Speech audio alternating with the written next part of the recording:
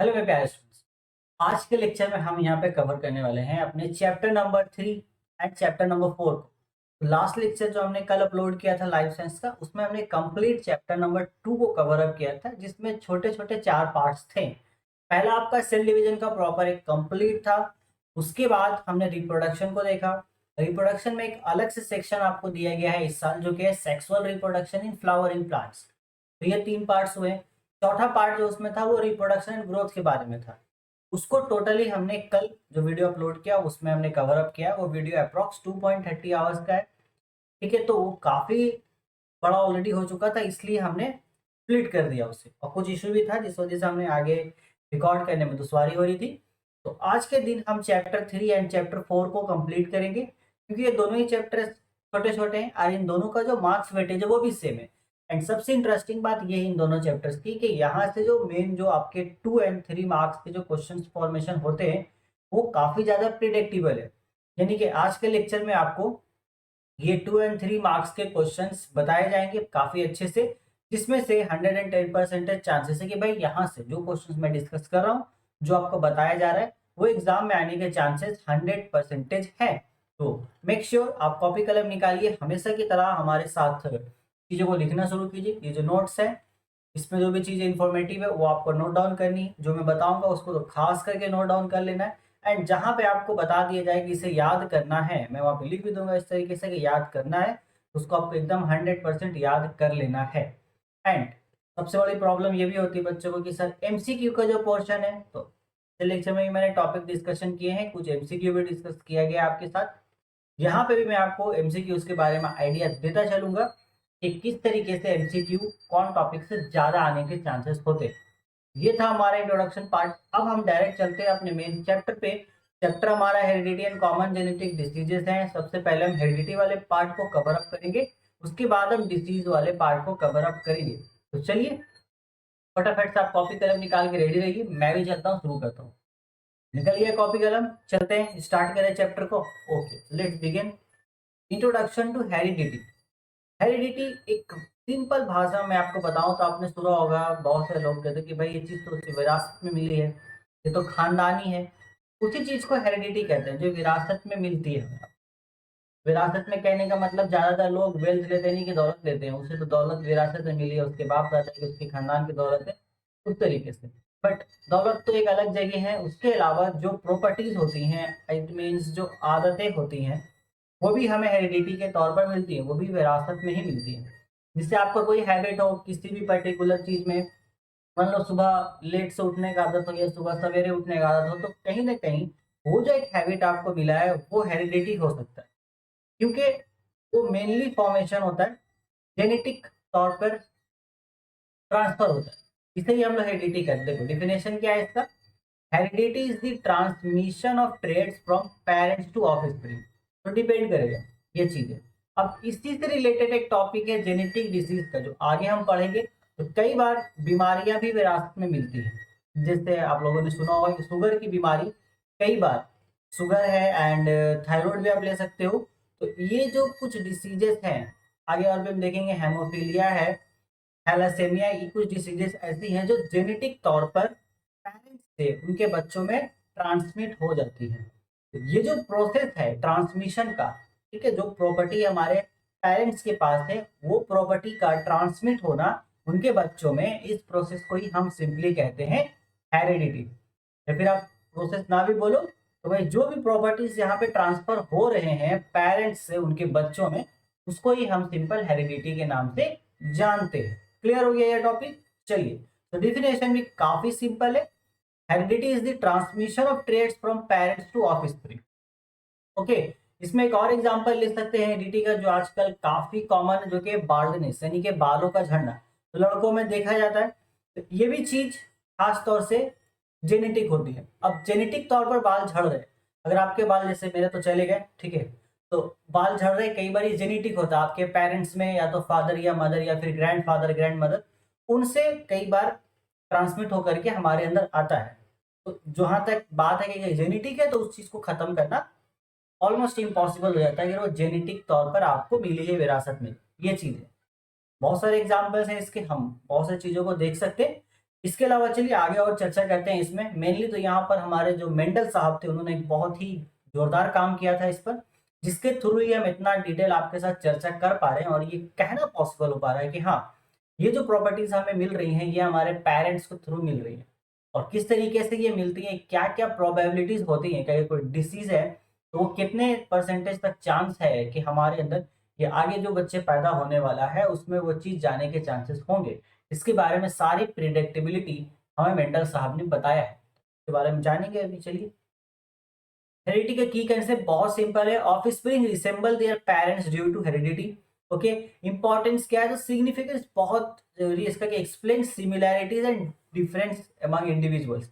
अब इसमें सिमिलैरिटीज भी कुछ दिखता है, डिफरेंसेस भी दिखता है। ऐसा ऐसा एग्जैक्ट नहीं है कि जो प्रॉपर्टी हमारे पेरेंट्स के अंदर है, जो भी फिजिकल या उनके अंदर जो प्रॉपर्टीज दिख रही है वो सेम एज इट इज हमें दिखेगा नहीं, ओवरऑल मिलता जुलता रहेगा बट बाकी डिफरेंस भी रहेगा, ताकि इससे क्या है कि एक वेरिएशन बना रहे।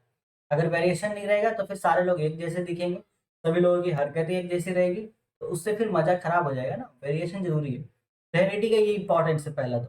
एग्जाम्पल ये देखो, ये P plant produces only P plants, ये एक एग्जाम्पल है कि पी प्लांट अगर आप लोगे, मटर के पौधे को लोगे तो सिर्फ मटर के पौधे को ही पैदा कर सकता है अपने जैसे, ठीक है। बट उसमें ही कुछ वेरिएशन होंगे, जैसे एज अ ह्यूमन हम एज अ ह्यूमन ही प्रोड्यूस कर सकते हैं थ्रू रिप्रोडक्शन, बट उसमें जो होगा, जो एक नया ऑफ स्प्रिंग आएगा वो हमारे जैसा ही रहेगा। जो प्रॉपर्टीज ह्यूमंस की होती हैं बेसिक वो रहेंगी, बट जरूरी नहीं कि एकदम सेम एज इट इज वैसा रहे, यानी कि उसके पास भी दो हाथ दो पैर जाएंगे, शक्ल सूरत नाक नक्शा सब जैसा ओवरऑल फिजिकल स्ट्रक्चर होता है वैसा ही रहेगा। बट ये कोई गारंटी नहीं है कि जैसा मेरा शेप है वैसा ही मेरे ऑफ स्प्रिंग का भी एकदम पूरा शक्ल रहेगा, ऐसा नहीं हो सकता, ठीक है। हो सकता है बट वो चांसेस बहुत रेयर होते हैं, क्योंकि ट्विंस भी होते हैं, एक जैसे दिखने वाले लोग भी, बट फिर भी कुछ ना कुछ तो जेनेटिक वेरिएशन उनके अंदर भी होता है। आगे चलते हैं, चलिए। अब बेसिक टर्म्स यहाँ पे हेरिडिटी से रिलेटेड है। सबसे पहला है कैरेक्टरिस्टिक्स और ट्रेट। इसको दोनों का एक ही मतलब है, या तो कैरेक्टरिस्टिक या फिर ट्रेट। तो ये होता क्या है, ए distinct variant, a distinct variant of a phenotype characteristics of an organism that may be inherited, environmentally determined or a combine of both, ठीक है, कॉम्बिनेशन ऑफ बोथ। कैरेक्टरिस्टिक्स या फिर ट्रेड उसे कहते हैं, ये पहला बात तो ये फिनोटाइपिक कैरेक्टरिस्टिक्स है, ओके। तो फिनोटाइप मतलब जो फिजिकली हमें दिखता है बाहर से तौर पर, तो ऐसा फिनोटाइपिक कैरेक्टरिस्टिक्स जो या तो हमें इनहेरिटेड तौर पर मिला है, यानी कि विरासत में मिला है अपने पेरेंट्स के थ्रू या ग्रैंड पेरेंट्स के थ्रू, या फिर इन्वायरमेंट में रह करके हमने उसको अडॉप्ट किया है, एडेप्टेशन के थ्रू हमने उस चीज को अपने अंदर अडॉप्ट कर लिया है। वो चाहे जो भी हो, या तो इनहेरिटेड हो या फिर इन्वायरमेंटली डिटरमाइंड हो, या फिर दोनों का मिला जुला सा हो, उसको हम कहते हैं कैरेक्टरिस्टिक्स या फिर ट्रेट, ओके। ये एक चीज है। तो कई बार तो ये होता है जैसे कि बाल के झड़ने का सिंपल एग्जांपल लेंगे, तो बाल का झड़ना जो है वो एक जेनेटिक है, जेनेटिक है पहले वाला केस में, लेकिन ये इन्वायरमेंटली डिटरमाइन भी हो सकता है, डिपेंड अपॉन कि अगर हम किसी ऐसे माहौल में रह रहे हैं, किसी ऐसे इन्वायरमेंट में जहाँ पे पॉल्यूशन बहुत ज्यादा है, तो उस पॉल्यूशन की वजह से हमारे जो हेयर स्कल्प्स हैं वो डैमेज होना शुरू होंगे, और वहां से फिर हमें हेयर फॉल देखने को मिलेंगे, और उसके बाद वो हेयर को रिकवर करना भी मुश्किल है, इम्पॉसिबल तो नहीं है बट मुश्किल है, ठीक है। तो ये क्या हुआ, ये इन्वायरमेंटली डिटरमाइंड हो गया, ये चीज है। अब दोनों का कॉम्बिनेशन अगर ले लें, मान लो जेनेटिक भी था अब प्लस इन्वायरमेंट के वजह कर भी बाल झड़ने लगे, तो दोनों का मिला जुला असर भी हो गया यहाँ पर, तो ये चीजें देखने को हमें मिलती है। तो ऐसे कैरेक्टरिस्टिक्स को हम ट्रेट कहते हैं सिंपल भाषा में। तो आपसे पूछा जाएगा व्हाट इज ट्रेट, तो आपको ये आंसर लिख के आना है एग्जाम में। जितने भी बेसिक टर्म्स यहाँ पर है सब वो बेसिक टर्म्स हैं जो कई बार एग्जाम में आ चुके हैं और अगले साल यानी कि इसी साल 2025 में आने के भी चांसेस है, ठीक है। दूसरा देखते हैं फिनोटाइप। तो फिनोटाइप मैंने को बताया ये क्या है, एक फिजिकल है जो ऑब्जर्व आप कर सकते हो, द ऑब्जर्वेबल फिजिकल और biochemical characteristics of an organism as determined by both genetic makeup and environmental influences. Simple, या तो जेनेटिक होगा हेरिडेटरी तौर पर, या फिर इन्वायरमेंट की वजह कर कुछ उसमें वो कैरेक्टरिस्टिक्स डेवलप हुआ होगा, जिसको हम फिजिकली बाहर से ऑब्जर्व कर सकते हैं कि हाँ ये दिख रहा है हमें, तो वो चीज हमारा फेनोटाइप कहलाता है, ठीक है। जैसे किसी का माइंड बहुत शार्प होता है बाई बर्थ ही, बच्चे से ही, छोटे उम्र से ही, तो वो कहीं ना कहीं एक जेनेटिक कैरेक्टर है उसका, उसका माइंड शार्प है, ये हम चीज ऑब्जर्व कर पाते हैं, तो वो हमारा फेनोटाइप में आ जाएगा। कई बार वो एज ए इन्वायरमेंट इन्फ्लुएंस भी होता है बच्चा, जिस वजह से वो माइंड शार्प हो जाता है। उसके आसपास जो चीजें अवेलेबल है वो उसको पुशअप कर रही है कि भाई तू सीख ले, और वो सीख भी जा रहा है। तो दोनों पे डिपेंड करे, दोनों ही चीजें मिक्स भी हो सकती है, या दोनों अलग अलग आ सकती है। तो ये सारा हमारा आता है फेनोटाइप में। ओके, अब देखते हैं जीनोटाइप। जैसे the genetic constitution of an individual which determines specific traits. अब ये सिर्फ और सिर्फ आपका जेनेटिक यानी कि अंदर की बात करेगा। जैसे कि जेनोटाइप में हमें सिंपल एक चीज आप एग्जांपल ले सकते हो कि, तो चलो इसका एग्जांपल आगे डिस्कस करते हैं। आगे बहुत बढ़िया एग्जांपल लिखा है मैंने। एलीले की बात करें तो एलीले बेसिकली क्या है, a variant form of a gene that can produce different traits. Allele is a kind of gene जो डिफरेंट ट्रेट्स पैदा कर सकता है। ठीक है, मतलब ये एक तरीके का जीन ही है जिसके थ्रू हम लोग दूसरे डिफरेंट ट्राइब्स यानी कि दूसरे डिफरेंट फिजिकल फेनोटाइप कैरेक्टरिस्टिक्स को डेवलप कर सकते हैं। तो ये हमारा एलएलए है। क्लियर है? आगे देखते हैं। आगे हमारे पास है होमोजाइगोस। तो होमोजाइगोस में क्या है हमारे पास, बोला जाता है an organism that has two identical alleles for a particular trait. एक ही ट्रेट के लिए दो आइडेंटिकल एलएलएस है। जैसे मान लो बालों का कलर, तो नॉर्मली जो बालों का कलर होता है वो ब्लैक होता है। तो इस ब्लैक कलर के लिए हमारे बॉडी में दो इस तरीके से ऐसे क्रोमोसोम टाइप बना देते हैं जिनको हम लोग, ठीक है।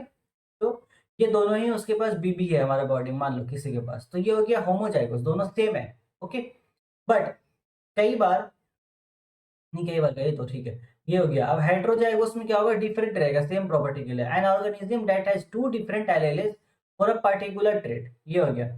अब इसमें क्या होता है कि मान लो बाल का कलर ब्लैक है लेकिन उसके लिए वहां पर दो है, एक कैपिटल बी है एक स्मॉल बी है। जब इसमें क्या होगा कि एक जो है मान लो पूरा एकदम ब्लैक है प्योर, और ये थोड़ा सा कम ब्लैक है। ब्लैक में भी देखोगे डार्क लाइट ब्लैक कुछ होता है सर, एकदम ब्लैक हो सकता है बहुत ज्यादा, एक थोड़ा सा कम हो सकता है। अब इस केस में ये डिपेंड करेगा कि दोनों में डोमिनेंट कौन है। इसलिए हमारा अगला टॉपिक है डोमिनेंट। डोमिनेंट कैरेक्टर ये तभी हमारा यूज होता है जब हमारे पास एक हेटेरोजाइगस एलएलए मौजूद है, क्योंकि उसमें हमारे पास एक ही प्रॉपर्टी, बाल का कलर ब्लैक होना चाहिए, उसके लिए उसके पास दो अलग अलग टाइप के जीन्स मौजूद है। अब दोनों में कौन सा जीन यहाँ पर डोमिनेंट होगा, जो डोमिनेंट होगा ओवरऑल बाल का जो कलर है वही उभर के आएगा। ठीक है, अगर डार्क ब्लैक वाला आगे डोमिनेंट हुआ तो डार्क ब्लैक आएगा, या फिर अगर हल्का ब्लैक हुआ तो वो लाइट ब्लैक या भूरा रंग का हो सकता है। उस तरीके से हमें यहाँ पे देखने को मिलेगा। इसलिए आप देखोगे बहुत से लोगों का बाल पूरे तरीके से ब्लैक नहीं, किसी का थोड़ा हल्का ब्राउन होता है, इस तरीके से देखने को मिलता है हमें। इट मीन्स उसका जो वो कलर है वो वाला कैरेक्टर डोमिनेंट हो चुका है। क्लियर है? Okay, so A trait that is expressed in the phenotype even when only one LLA is present. ये चीज है, एक एलएलए भी रहेगा तब भी वही, क्योंकि वो डोमिनेंट है, वही होना ही है। रिसेसिव कैरेक्टर क्या है, जो डोमिनेंट हो नहीं पाया, जो दूसरा बचा वो रिसेसिव है। A trait that is expressed in the phenotype only when two copies of the allele are present. तो ये ऐसा है कि इसको भैया होना चाहिए, रहेगा कोई तभी है। डोमिनेंट कैरेक्टर आप ऐसे समझो जो कि एक इंडिविजुअल है, उसको रिप्रेजेंट करने के लिए किसी की जरूरत है नहीं, कोई रहे नहीं रहे कोई फर्क नहीं पड़ता, वो खुद ही है, सबके ऊपर वो डोमिनेंट हो जाएगा। लेकिन रिसेसिव कैरेक्टर क्या है, वो किसी डोमिनेंट कैरेक्टर के साथ ही आएगा। अगर डोमिनेंट कैरेक्टर रहेगा उसके साथ ही हम देख पाएंगे अच्छा ये जो डोमिनेंट हुआ है ये इसके ऊपर डोमिनेंट है, तो वही कैरेक्टर हमारा कहलाता है रिसेसिव, सिंपल भाषा में। ठीक है, जैसे क्लास में मान लो दोस्त यार में ग्रुप बनते हैं फ्रेंड्स का, तो उसमें कई होता है कुछ जो फ्रेंड्स के ग्रुप होते हैं वो दूसरे ग्रुप्स के ऊपर डोमिनेंट रहते हैं, उनको हमेशा ही सुनना पड़ता है उनकी बातें, बोलते हैं ये तू जो मैं बोल रहा हूँ तुमको वही करना पड़ेगा, उसके अकॉर्डिंग ही यहाँ पे रहना पड़ेगा क्लासरूम में। तो ऐसा होता है, आप लोग ग्रुप बना के करते हो इस तरह की गुंडागर्दी, है ना। तो वो जो कैरेक्टर हुआ, जो एक जो ग्रुप है वो हो गया डोमिनेंट कैरेक्टर, बाकी सब रिसेसिव हो गए। ये जो डोमिनेंट ग्रुप है ये अकेले ही ठीक है। अगर मान लो बाकी जो रिसेसिव ग्रुप है जिसके ऊपर वो हुक्म जमा रहे वो नहीं भी रहते हैं स्कूल में तो भी कोई फर्क नहीं पड़ेगा इन्हें, ये चीज है। बट जब ये डोमिनेंट ग्रुप नहीं रहेंगे तो हम ये रिसेसिव कैरेक्टर को भी समझ नहीं पाएंगे, ये चीज है। क्लियर है? चलिए आगे देखते हैं। अब इसके बाद है गैमेट। तो गैमेट जो हमारा होता है ये तो हमने पहले ही पढ़ा है रिप्रोडक्शन में। ये एक रिप्रोडक्टिव सेल है, स्पर्म या फिर egg that carries half the genetic information of an organism. तो गैमेट आई नो या तो स्पर्म होगा या फिर एग होगा, दोनों मिलते हैं तो जाइगोट का फॉर्मेशन हो जाता है। ठीक है, तो इनके पास हाफ जेनेटिक इंफॉर्मेशन मौजूद होता है। स्पर्म के पास हाफ है, एग के पास हाफ है, दोनों मिलेंगे तो जाइगोट बनेगा। एंड जाइगोट बनने के बाद एक कंप्लीट हो जाएगा ये पूरे तरीके से। क्लियर है? ओके। अब इसके बाद आता है F1 जनरेशन। F1 जनरेशन हम किसे कहते हैं? जो फर्स्ट जनरेशन होता है, the first filial generation which is the of spring parental generation. F2 उसके बाद, जैसे बहुत सिंपल से समझ लो, हमारे जो ग्रैंड पेरेंट्स थे, ठीक है, ग्रैंड पेरेंट्स को हम F1 जनरेशन कह सकते हैं। उसके बाद जो हमारे पेरेंट्स है वो हमारे F2 जनरेशन हो जाएंगे। अब इसके बाद जो हमसे आगे जनरेशन आएंगे वो हमारा फिर F3 में चले जाएंगे। तो ये सिंपल आप ऐसा समझ सकते हो, ठीक है। ये चीज़ है, तो ग्रैंड पेरेंट्स की F1 जनरेशन मान लो, और उसके बाद हमारे जो पेरेंट्स हो गए उनके अकॉर्डिंग F2 जनरेशन हो गए, और हम लोग अभी F3 में चल रहे हैं, हमारे बाद F4 आ जाएगा। ये चीज़ है। ओके, एक मिनट, मैंने थोड़ा कंफ्यूज कर दिया आप लोगों को शायद, तो इसको सिंपल भाषा में बताते हैं।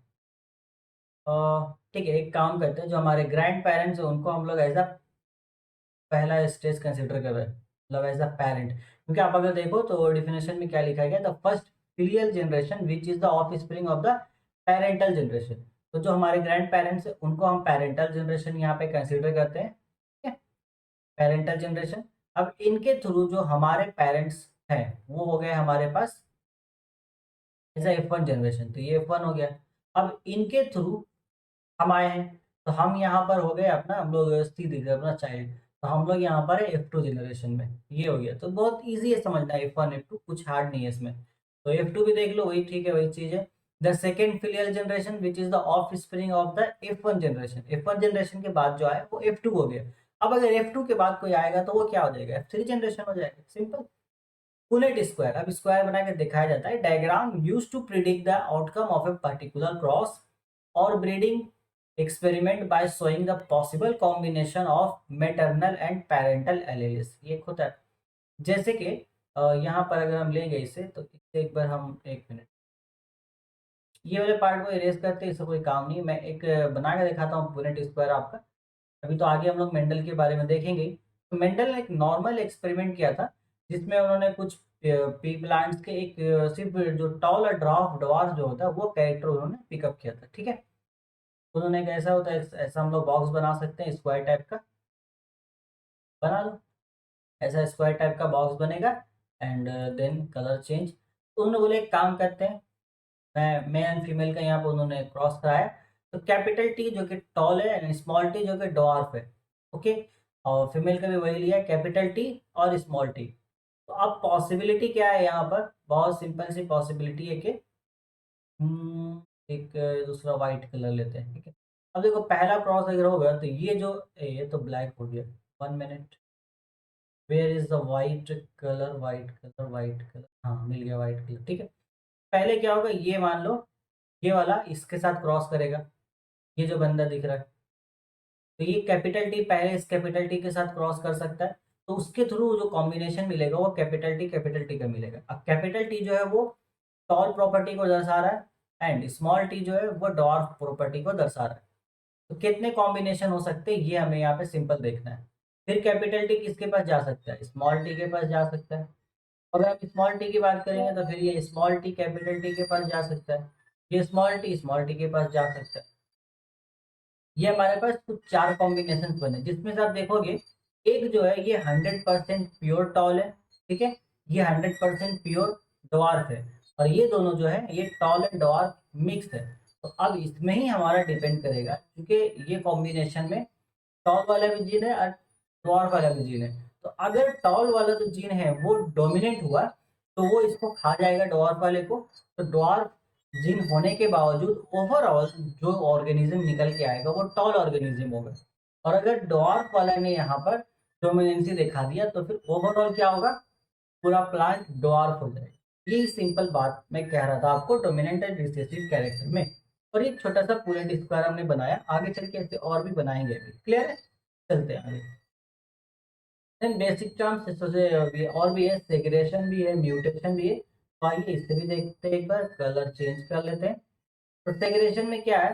The separation of alleles during gamete formation leading to offspring receiving one allele from each parent. तो वहां पर होता है सेग्रेशन में, सिंपली जब गैमेट्स हमारे फॉर्म हो जाते हैं स्पर्म प्लस ई के मिल करके, गैमेट फॉर्मेशन के बाद अब वहां पे जैसा हमने देखा था माइटोसिस में कि इस तरीके से जो जेन हमारे जो क्रोमोसोम्स थे ये सजे हुए थे, इनको सेपरेट किया गया था ऊपर नीचे करके। क्यों? देखिए दो तरीके के क्रोमोसोम्स मिले, दोनों के पास आइडेंटिकल प्रॉपर्टीज हों इक्वल, ये चीज है। तो उसी चीज को यहाँ पे सेग्रेगेशन के नाम से हम जानते हैं। सेपरेशन होता है एलेलिस का ड्यूरिंग गैमेट फॉर्मेशन। इससे क्या जरूरी है कि भैया इससे समझ में आता है कि दोनों पेरेंट्स से एक एक प्रॉपर्टी, उसको एक एक एलेले मिलेगा जो भी ऑफ स्प्रिंग होगा, ये है। इसके बाद हमारा टॉपिक है इंडिपेंडेंट असॉर्टमेंट। नाम में आपको दिख रहा है इंडिपेंडेंट, उसी तरीके का कोई चीज है ये। The principle that alleles for different traits segregate independently of one another during gamete formation. तो इनको किसी चीज की जरूरत नहीं, इंडिपेंडेंटली वो लोग आपस में सेग्रेगेट हो जाते हैं, मतलब सेपरेट हो जाते हैं, सिंपल। तो ये सेग्रेगेशन से ही जुड़ा हुआ इंडिपेंडेंट असॉर्टमेंट का लॉ दिया गया।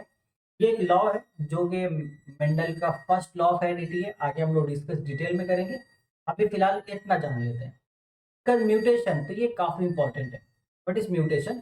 अ change in the DNA sequence that can lead to genetic variation and may be inherited.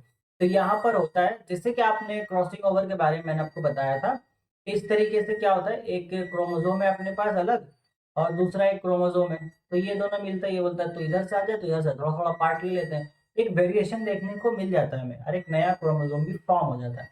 उसी तरीके से डीएनए अपने आप में कुछ म्यूटेशन करता है, कुछ चेंजेस लाता है, ताकि जो नया जो ऑफ स्प्रिंग आ रहा है उसमें कुछ ना कुछ वेरिएशन हो, बस। म्यूटेशन का मतलब सिंपल यही है, एक सिंपल सा change in the DNA sequence that can lead to gene variation and may be inherited, ये बस सिंपल है। ओके, उसी से मिलता जुलता टॉपिक है हेरिडेटरी वेरिएशन। ये क्या है? Variation that arises as a result of change in the structure and function of genes inherited from one generation to another. Hereditary variation वही है। ये कैसा वेरिएशन है? ये तभी होगा, हेरिडेटरी वेरिएशन तभी होता है जब जीन के स्ट्रक्चर में कुछ चेंजिंग आए, जिससे प्रॉपर जीन का जो फंक्शन है वो चेंज होगा, और ये जो प्रॉपर्टी है ये वन जनरेशन से सेकेंड जनरेशन में ट्रांसफर होगा, ट्रांसमिट होगा। तो ये हो गया हमारा हेरिडेटरी वेरिएशन। क्लियर है? चलिए आगे देखते हैं, इतना नोट डाउन कीजिए। आई थिंक इसके बाद हम लोग मेंडल्स के लॉस को एक एक करके पढ़ने वाले हैं अभी। चलिए आगे चलिए। Introduction to John Mendel. John Mendel कौन थे भाई? एक ऑस्ट्रियन मॉन्क थे, 1882 में, सॉरी 1822 में उनकी पैदाइश हुई। He is widely regarded as the father of genetics. Mendel's pioneer work focused on the understanding and the inheritance of traits in living organism. इनका जो एक्सपेरिमेंट था वो पी प्लांट्स के साथ किया गया, जिसका साइंटिफिक नेम है Pisum sativum. in the mid 19th century laid the foundation for the field of genetics। तो इनके थ्रू ये जेनेटिक्स का फील्ड बना था, तो इनको फादर ऑफ जेनेटिक्स भी हम कहते हैं। ठीक है, क्यों कहते हैं फादर जेनेटिक्स? से पूछा जाएगा क्वेश्चन एग्जाम में। एक छोटा सा आप ये लिख सकते हो, यहाँ से ये एक पॉइंट पकड़ के, ये पॉइंट पकड़ के, आगे मैंने डिटेल में भी और चर्चा किया है। 2 मार्क्स के लिए 2 पॉइंट्स काफी है। उसके बाद Mendel employed a meticulous approach to experiments. He utilizes mathematical analysis to interpret his results, which was groundbreaking at the time। ये था। ठीक है, आगे चलते हैं। ये अब क्या है, conducted series of experiment between 1856 से लेकर 1863 के बीच में बहुत सारे एक्सपेरिमेंट्स किए उन्होंने। पहला क्या था? तो focused on 7 distinct traits of P plant. तो 7 डिफरेंट फिजिकल प्रॉपर्टीज उन्होंने लिए थे, जिसके ऊपर मेनली उन्होंने एक्सपेरिमेंट किया था। क्या क्या था ये आपसे पूछा जाएगा। पहला सीड शेप, शेप कैसा होगा उसका, सीड का कलर। तीसरा पॉड का शेप। चौथा पॉड का कलर। और पांचवा फ्लावर का कलर। छठा फ्लावर का पोजीशन एंड सातवां स्टेम का लेंथ। तो ये 5 था यहाँ पर, seed shape, seed colour, pod shape, pod colour, flower colour and flower position, ये चीज है। क्लियर है? चलिए आगे देखते हैं। तो choose P plants for their, ये तो फॉर देयर एक्सपेरिमेंट के लिए पी प्लांट्स ही क्यों लिया था, ये क्वेश्चन बनता है यहाँ पर। Why Mendel chooses P plants for their experiment? और भी तो किसी का वो ले सकते थे ना, कोई भी कोई प्लांट्स अदर भी ले सकते थे, तो पी प्लांट्स ही क्यों लिया? इसके लिए सिंपल ये कहा जाता है कि भाई पहली बात तो देखो, पी प्लांट जो है इजी टू ग्रो है। तो पहला क्या है कि इजी ऑब्जर्वेबल ट्रेड से, और आसानी से इसको ऑब्जर्व कर सकते हैं हम, और क्विक कल्टीवेशन, आसानी से इसको उगाया भी जा सकता है। दूसरा बात, शॉर्ट जनरेशन टाइम है, यानी कि ज्यादा टाइम नहीं लगता है एक जनरेशन दूसरी जनरेशन को पार करने में, तो शॉर्ट जनरेशन टाइम है। Allowing tracking of multiple generation in a short period, ये फायदा है। F1 से F2 जाने में ज्यादा टाइम नहीं लगेगा, F2 से F3 में ज्यादा टाइम नहीं लगेगा, तो इस तरीके से एक शॉर्ट पीरियड में हम मल्टीपल जनरेशन को ऑब्जर्व कर सकते हैं एंड मल्टीपल ऑब्जर्वेशन हम यहाँ पे निकाल सकते हैं। तीसरा, employed control cross between plants with different traits. आप कंट्रोल कर सकते हो कि किस तरीके से क्रॉस किसके साथ कैसे कराना है, ये भी इजी है इसमें। चौथा point, began with pure bred plants that consistently produced offspring with same traits, ये भी एक खास प्रॉपर्टी है। उसके बाद observe how traits we are passed on to the next generation through cross pollination. Cross pollination के थ्रू भी किस तरीके से जो ट्रेड्स है यानी कि जो फिजिकल प्रॉपर्टीज है वो एक जनरेशन से दूसरे जनरेशन में ट्रांसफर हो रहा है। ये सारे ऑब्जर्वेशन करना इन सब में आसान था, इसी वजह से मेंडल ने पी प्लांट्स को सिलेक्ट किया था फॉर देयर एक्सपेरिमेंट। तो ये आपको ध्यान रखना है, नोट डाउन कीजिए चीजों को। आगे चलते हैं एंड ये क्वेश्चन बनता है एग्जाम में और आपको ध्यान से इसके आंसर को लिख के भी आना है। चलिए आगे फटाफट चलिए। अब आता है मेंडल्स 2 लॉज ऑफ इनहेरिटेंस। तो पहला तो लॉ है लॉ ऑफ सेग्रेगेशन, पढ़ते हैं उसको। ये बोला जाता है law of segregation states that during the formation of gametes, जब गैमेट्स बन रहा होता है स्पर्म एंड निक्सेल का, the 2 alleles for a trait segregated from each other. जो 2 एलेलेस हैं फॉर अ ट्रेट, एक ही ट्रेट के लिए वो सेग्रेट हो जाएंगे आपस में, मतलब अलग हो जाएंगे। Each gamete carries only 1 allele for each trait. This law explains how offspring inherited 1 allele from each parent. जिससे ये पता चलता है आपको, सिंपल है समझो, जैसे कि मैंने आपको बताया मेल था कैपिटल टी स्मॉल टी हमने लिया, फीमेल वाले में भी वही है कैपिटल टी स्मॉल टी, ठीक है। हाँ दोनों को सेम भी ले सकते हो, दोनों सेम भी चलेगा। अब मान लो यहाँ पर क्या होगा, हमने इसको कॉम्बिनेशन कराया, पहला कॉम्बिनेशन है मान लो ये दोनों मिले टीटी बने, ठीक है, ये चीज है। तो ये जो बना ये कैसे बना ये बताओ आप मुझे। पहले तो आप अगर देखोगे गौर से तो ये लॉ ऑफ सेग्रेगेशन आप ऐसे ही समझ जाओगे, भी कुछ हार्ड है नहीं इसमें। हम एक थोड़ा सा कलर चेंज करते हैं, ये कलर लेते हैं हम। तो ये मान लो मेल का है, ये फीमेल है, ओके। तो मेल में देखो दो तो ऑलरेडी ले ले, एक कैरेक्टर टॉल कैरेक्टर को ही हाइट में, टॉल नहीं बोल सकते, हाइट को, हाइट का जो कैरेक्टर है उसको दर्शाने के लिए दो है, एक तो लंबा या नाटा। फीमेल के पास भी सेम है, एक ही कैरेक्टर को दर्शाने के लिए दो ट्रेड्स आपके पास, ठीक है। तो यहाँ से एक टॉल वाला कैरेक्टर आया, यहाँ से एक टॉल वाला आया, तो दोनों सेपरेट हुए। इसको आप as a law of segregation समझ सकते हो। फीमेल के पास सेम कैरेक्टर के लिए दो एलएलए, यहाँ पे भी वही है आपके पास। अब ये एलएलए सेपरेट हो रहे हैं ताकि जो ऑफ स्प्रिंग जो नया बनेगा उसके पास इन दोनों का हल्का हल्का झलक रहे। तो एक ये भी आए, यहाँ से एक ये भी आया, तो सेपरेट होकर के एक यहाँ पे फॉर्मेशन हुआ। ये इनके कहने का मतलब है। इसको हम लोग एग्जाम्पल थ्रू भी समझते हैं और एक फ्लो चार्ट भी आपके लिए मैंने लाया है, आइए देखते हैं उसको। तो example, consider Mendel's experiment with pea plant focusing on the traits of seed shape where round seeds are dominant over wrinkle seeds. तो जो राउंड सीड्स है एकदम परफेक्ट राउंड वो डोमिनेंट है, रिंकल सीड जो कि इस तरह के कुछ रहेंगे। तो राउंड सीड्स को कैपिटल आर से दिखाया गया है और रिंकल सीड्स को स्मॉल आर से दिखाया गया है। देखो यहाँ पर हमारे पास है, ये फ्लो चार्ट है, इसको हम लोग समझते हैं अच्छे से। एक कलर हम लोग यहाँ लेने की कोशिश करते हैं, दूसरा ब्लैक कलर ही लेते हैं, ब्लैक कलर व्हाइट पे ठीक आता है। देख लो प्योर ब्लैक गिनी पिग और ये प्योर व्हाइट गिनी पिग। तो प्योर ब्लैक कैपिटल बी, ये स्मॉल बी है। अब देखो यहाँ पे जो स्पर्म है ये दोनों, ये देखो सेपरेट हो रहा है, ठीक है। ये एक बी इधर, एक बी इधर, तो यहाँ से तो एक बी कैपिटल बी आया प्योर ब्लैक, और यहाँ से देखो ये एक स्मॉल बी इधर आ गया प्योर वाइट। तो ये दोनों बने, एक ये हो गया आपका, ये हेटेरोजाइगस ब्लैक हो गया क्योंकि इसमें दो एक ही कैरेक्टर को दर्शाने के लिए दो अलग अलग है। क्योंकि दोनों जो कैपिटल बी है वो तो ब्लैक कलर को दर्शा रहा है और स्मॉल बी जो है वो स्मॉल व्हाइट कलर को दर्शा रहा है। तो कलर को रिप्रेजेंट करने के लिए दो अलग अलग ट्रेड्स होता है, हेटेरोजाइगस हो गया, यहाँ पे भी हेटेरोजाइगस हो गया।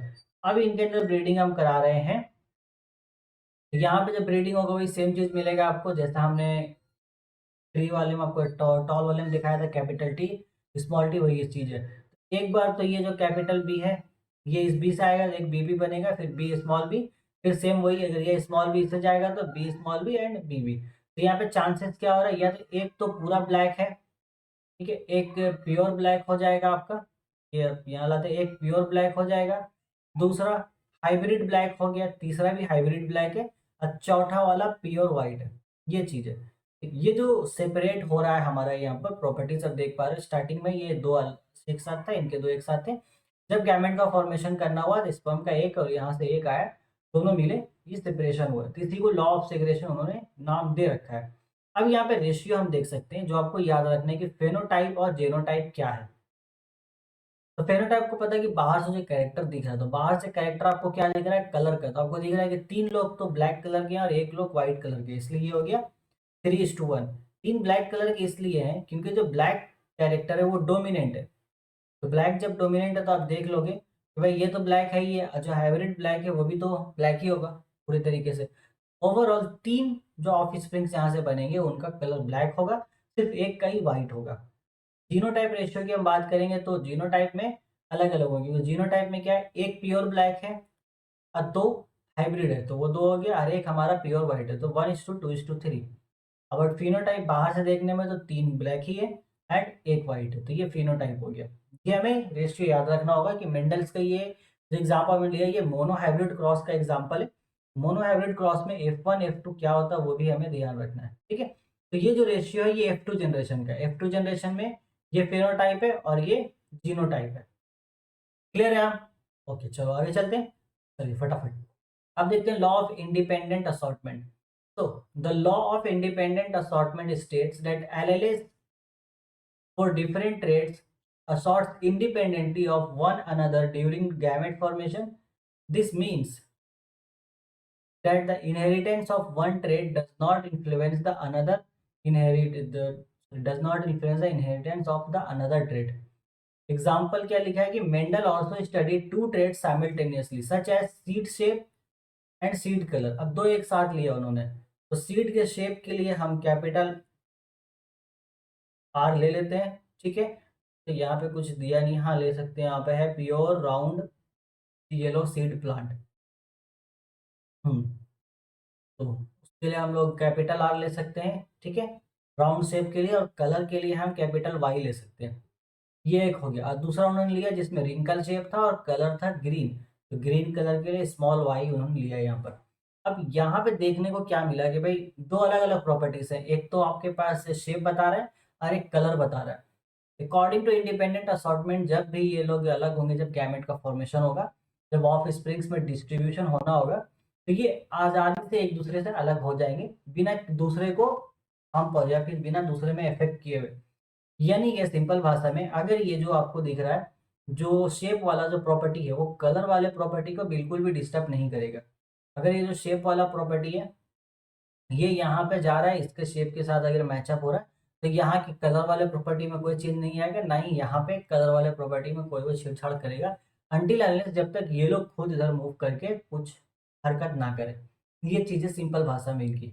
ओके, आगे देखता हूँ, एग्जाम्पल में बताता हूँ अभी आपको। तो मेंडल्स लॉ ऑफ इनहेरिटेंस में यहाँ पे F1 जनरेशन है। ऑल ऑफ स्प्रिंग्स आर, यहाँ पे तो हेट्रोजाइगस होते हैं फॉर बोथ, क्योंकि देख लो अलग अलग दिया गया, RRYY and exhibit round yellow seeds, ठीक है। तो कैपिटल और राउंड में आपको राउंड वाला ही कैरेक्टर यहाँ पे डोमिनेंट है। स्मॉल आर तो आपको रिंकल को दिखा रहा, तो ओवरऑल ये राउंड शेप का हुआ। कलर में जो येलो कलर है वो डोमिनेंट है, तो हमारे पास ओवरऑल से कलर भी येलो हो गया। F2 जनरेशन में अभी आगे जाएंगे, तो when F1 plants are self pollinated, उनको सेल्फ पोलिनेट कराया जाता है, इसको इसी के साथ पोलिनेशन कराया जाएगा। तो जो ऑफ स्प्रिंग मिलेगा हमें F2, उसमें फेनोटाइप ऐसा रहता है, 9 हमारे पास राउंड येलो रहते हैं, 3 राउंड ग्रीन होता है, 3 रिंकल्ड येलो है और 3 हमारे पास रिंकल्ड ग्रीन बन रहा है, ठीक है। यानी कि 9 पीस ऐसे होंगे जिनका शेप राउंड होगा और वो येलो कलर के रहेंगे। 3 पीस ऐसा होगा जिनका जो शेप है वो राउंड रहेगा बट ग्रीन कलर रहेगा, और बाकी 3 पीस ऐसे बनेंगे जिनका शेप रिंकल रहेगा बट कलर येलो रहेगा। अब बाकी एक ऐसा रहेगा जिसके पास रिंकल्ड रहेगा, पूरा रिंकल्ड प्योर और प्योर ग्रीन रहेगा। ये चीज है, ठीक है। ये चीज दिखा रहा है the ratio demonstrate that the traits assorts independently as the inheritance of seed shape does not affect the inheritance of seed colour. वही कहने का मतलब है, जो सीड का जो शेप है वो सीड वाले कलर को कोई भी दिक्कत नहीं दे रहा है। दोनों जो है इंडिपेंडेंटली दोनों कैरेक्टर्स आप अलग अलग डिस्ट्रीब्यूट हो रहे हैं और ऑफ स्प्रिंग को अलग अलग कॉन्ट्रीब्यूट कर रहे हैं। ये चीज, ठीक है, समझ में आई बात। चलते हैं, थोड़ा सा कंफ्यूजन लगा पीछे से वीडियो को रिवाइंड करना, देख लेना वापस से, मैं डायग्राम दिखाता हूँ आपको, फ्लो चार्ट यहाँ पर। ये फ्लो चार्ट हमारे पास। देखो पहले तो ये देखो रिंकल्ड, और ये आपको दिख रहा है राउंड येलो। पेरेंटल जनरेशन में क्या हुआ, ये प्योर हमारे पास था, प्योर सॉरी प्योर राउंड और प्योर येलो, ये हमारे पास pure wrinkled and pure green. इन दोनों को जब मिलाया तो ये हमारे पास एक हेट्रोजाइगस बना, जो कि हाइब्रिड है। हेट्रोजाइगस बना जिसमें देख पा रहे हो कौन कौन से कैरेक्टर्स है, तो आर वही मतलब ओवरऑल ये हमारे पास राउंड शेप ही है एंड ओवरऑल ग्रीन शेप। अब इसको इसी के साथ हम लोग कराते हैं क्रॉस पोलिनेशन, तो इसके साथ ही क्रॉस पोलिनेशन कराया गया। देखो वही सेम चीज लिया गया। तो यहाँ पर अब इसको देखो एज अ मल्टीप्लीकेशन आप खेल सकते हो, तो बनाना बहुत आसान है, कुछ है नहीं यहाँ पर। मैं एक बार आपको मजे से मैं कुछ करके दिखाता हूँ, अभी मजा आएगा आपको भी। चलो देखते हैं यहाँ पे करना क्या है, ये यहाँ पे कर क्या रहा है, एक मिनट तो इरेज करते हैं। छोटा सा यहाँ पे कार्ड है, कभी कभी पता नहीं कुछ ऐसा हो जाता है जो हटता भी नहीं है। कोई बात नहीं, देखते हैं हम लोग तो हटाते हैं। एक बॉक्स हम लोग बनाते हैं, सीधा सीधा बॉक्स। क्या आप लोगों को प्रॉब्लम होता है, बोलते हो एग्जाम में आएगा तो कैसे हम बनाएंगे, तो बहुत इजी है बनाना इसको, तो बनाने में कोई दुश्वारी है नहीं। तो मैं थोड़ा सा करके दिखाऊंगा, बाकी आप खुद ही कर लोगे, मैं उतना नहीं करूँगा ज़्यादा डिटेल में। देखते हैं, एक और कॉलम बना लेते हैं, एक और कॉलम की ज़रूरत पड़ेगी हमें। बनाते हैं और इस तरीके से एक यहाँ ले लेते हैं, बस इतना ही करना है। तो कलर चेंज करते हैं, आगे चलते हैं। तो प्रॉपर्टीज में आप देखोगे एक कैपिटल आर था, small R, capital Y, small Y, ठीक है। यहाँ पे भी वही आएगा, capital R, small R, capital Y, small Y. तो भी हमें एक बार फिल करना होगा इस साइड से, और भी दो लाइंस भर देते हैं, दो, ठीक है, चार हो गया। ओके, मैं एक करके दिखाता हूँ, बाकी आप खुद ही कर लोगे, इसलिए मैं बाकी पे ध्यान नहीं दूंगा ज़्यादा। इसको सिंपल क्रॉस मल्टीप्लाई के जैसे करो, पहले इसको पकड़ो, इस कैपिटल आर को इसके साथ कराओ, कैपिटल आर के साथ, तो क्या आएगा, कैपिटल आर, कैपिटल आर। फिर कैपिटल आर इस स्मॉल आर से मिलेगा तो क्या होगा, कैपिटल आर, स्मॉल आर। फिर कैपिटल आर इस कैपिटल वाई से मिलेगा तो क्या होगा, कैपिटल आर, कैपिटल वाई। फिर ये कैपिटल आर को आप इससे मिला लो, स्मॉल आर से, तो यहाँ पे क्या बनेगा आपका, सॉरी स्मॉल वाई, तो ये बन जाएगा। अब यहाँ पे आप ओवरऑल देख सकते हो क्या हुआ, कितने तरह के वेराइटीज मिल गए आपको। तो ये क्या हुआ, pure green, sorry pure round shape हो गया, तो प्योर राउंड हो गया ये भी देखो राउंड ही हुआ आपके पास, क्योंकि ओवरऑल राउंड जो कैरेक्टर है वो डोमिनेंट है। ये देख सकते हो आप राउंड एंड येलो है, राउंड कलर है और वाइट जो डोमिनेंट कैरेक्टर तो येलो है। ये भी हमारे पास राउंड है, बट येलो वाला यहाँ पर डोमिनेंट नहीं हो पाएगा क्योंकि वो तो स्मॉल वाला है, ठीक है। इस तरीके से बाकी का भी स्मॉल आर पकड़ो, स्मॉल आर को सबसे मल्टीप्लाई कर दोगे तो small R, capital R, small R, small R, small R, capital Y, small R, capital small Y, ऐसा करके बाकी दो लाइन भी आप भर लेना, फटाक से हो जाएगा। फिर गिनती कर सकते हो जैसा मैंने लिखा है कि 9 पीस आपको ऐसा मिलेगा, जिसमें यहाँ मैंने क्या लिखा है कि 9 पीस आपको ऐसा मिलने वाला है जो भैया राउंड रहेगा शेप में और येलो रहेगा कलर में, तो वही आपको मिलेगा यहाँ पर 9 पीसेस, तो सेम ऐसे ही एज इट इज मिलेंगे। आप यहाँ पे भी देख सकते हो, मिनट, हाँ हाँ हट गया, ठीक है। यहाँ पे भी आप देख सकते हो कि वही चीजें आपको देखने को मिल रही हैं, अब देख लो यहाँ पर वही चीजें, ठीक है। तो आप आराम से इसको ले सकते हो। ओके, अच्छा एक चीज और मैंने वहाँ पे एक मिस्टेक किया, छोटा सा मिस्टेक, वो ये है कि हमने एक एक प्रॉपर्टी ली, एक एक प्रॉपर्टी यहाँ पे नहीं आता है, ठीक है। ये तो मैंने शॉर्ट में ले लिया, इसको एक बार चलो उससे ठीक करते हो, ठीक है। ये समझने के लिए ओवरऑल ठीक था, बट एक चीज़ और यहाँ पे हमारे पास मिस्टेक हुई है कि जो पेयर्स हम लेंगे वो सिंगल सिंगल ऐसे नहीं रहते, वो हमारा जो जो रेट्स है वो पेयर्स में रहेंगे, ठीक है। देखो रेट्स हमारे पास आएंगे पेयर्स में। हाँ,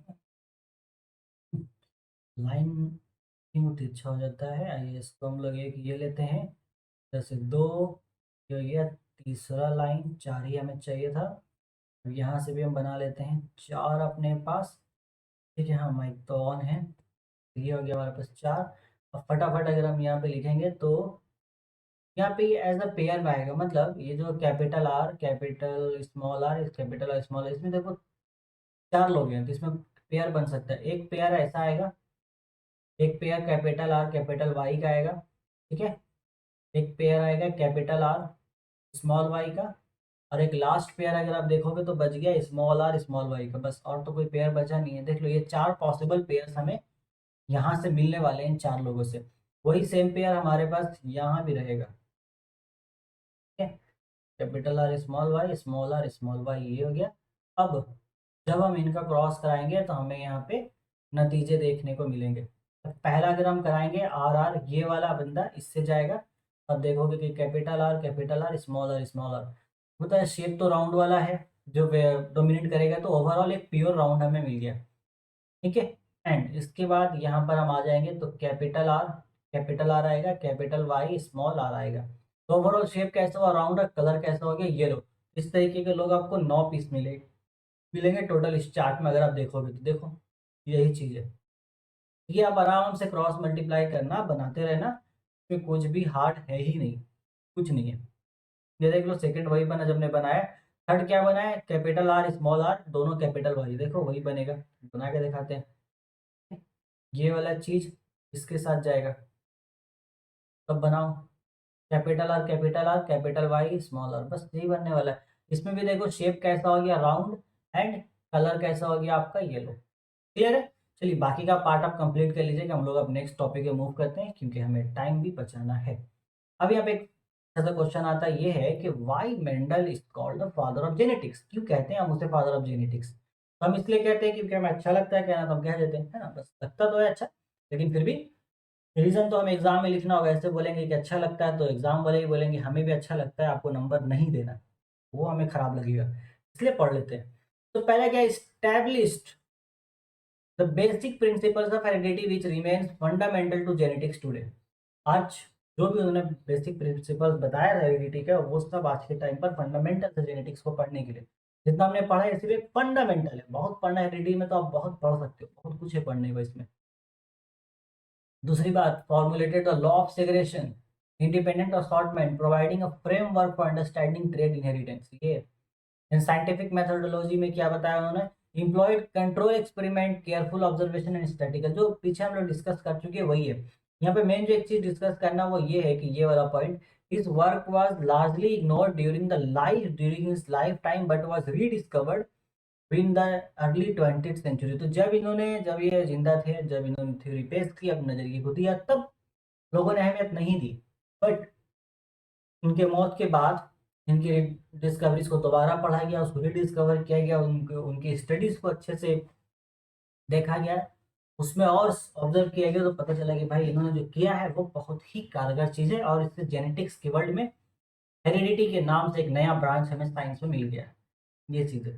सोचो, अगर मान लो इन्होंने जो वर्क किया था वो अच्छे से अगर वो नहीं रखते स्टोर करके, अच्छे से वेल डॉक्यूमेंटेड नहीं होता, तो क्या आगे आने वाले जनरेशन जो थे, आगे आने वाले साइंटिस्ट उसको पढ़ पाते उन चीजों को? नहीं ना। इसलिए कहते हैं कि कभी हार नहीं मानना चाहिए। आप जो काम कर रहे हो, अगर आपने अच्छा किया है तो वो काम जो है, अगर आपने मेहनत और लगन से किसी काम को किया है, तो नो डाउट वो कभी ना कभी लोग उसको रिकॉग्नाइज करेंगे ही करेंगे। ये नेचर का लॉ है, उसको करना ही होगा। अब भले कभी कभी बहुत ज्यादा लेट हो जाता है, अब इतना लेट हो गया कि वो जिंदा थे ही नहीं, बट फिलहाल सोचो उनके मौत के बाद उनकी डिस्कवरीज को दोबारा से स्टडी किया गया और इतना जो स्टडी हुआ, अभी उनको फादर ऑफ जेनेटिक्स का खिताब मिला है। वो अलग बात है, कोई जिंदा नहीं थे इन चीज़ों को इंजॉय करने के लिए, ऐसा कह लो कि ये सारे जो रिस्पेक्ट था उसको वो फील नहीं कर पाए as a life, as a living being. लेकिन मरने के बाद उनको रिस्पेक्ट जो मिला है अभी तक है, तो वो चल रहा है कंटिन्यूस। वो सिर्फ इसलिए है क्योंकि उन्होंने ऐसा काम करके गए थे। वो काम करते रहना होगा हमें भी। हमें खुद नहीं पता कि कब क्या हो जाए, हम जो काम कर रहे हैं उसके थ्रू हमें क्या किस तरीके का रिजल्ट मिले वो हम नहीं जानते। इसलिए बेटर है कि अगर जो काम हम कर रहे हैं अगर वो काम सही है, देन उसमें मेहनत लगन के साथ कंटिन्यू करते रहना चाहिए, क्योंकि रिजल्ट कभी भी कहीं भी आ सकता है, उसके बारे में हम नहीं जानते। क्लियर है।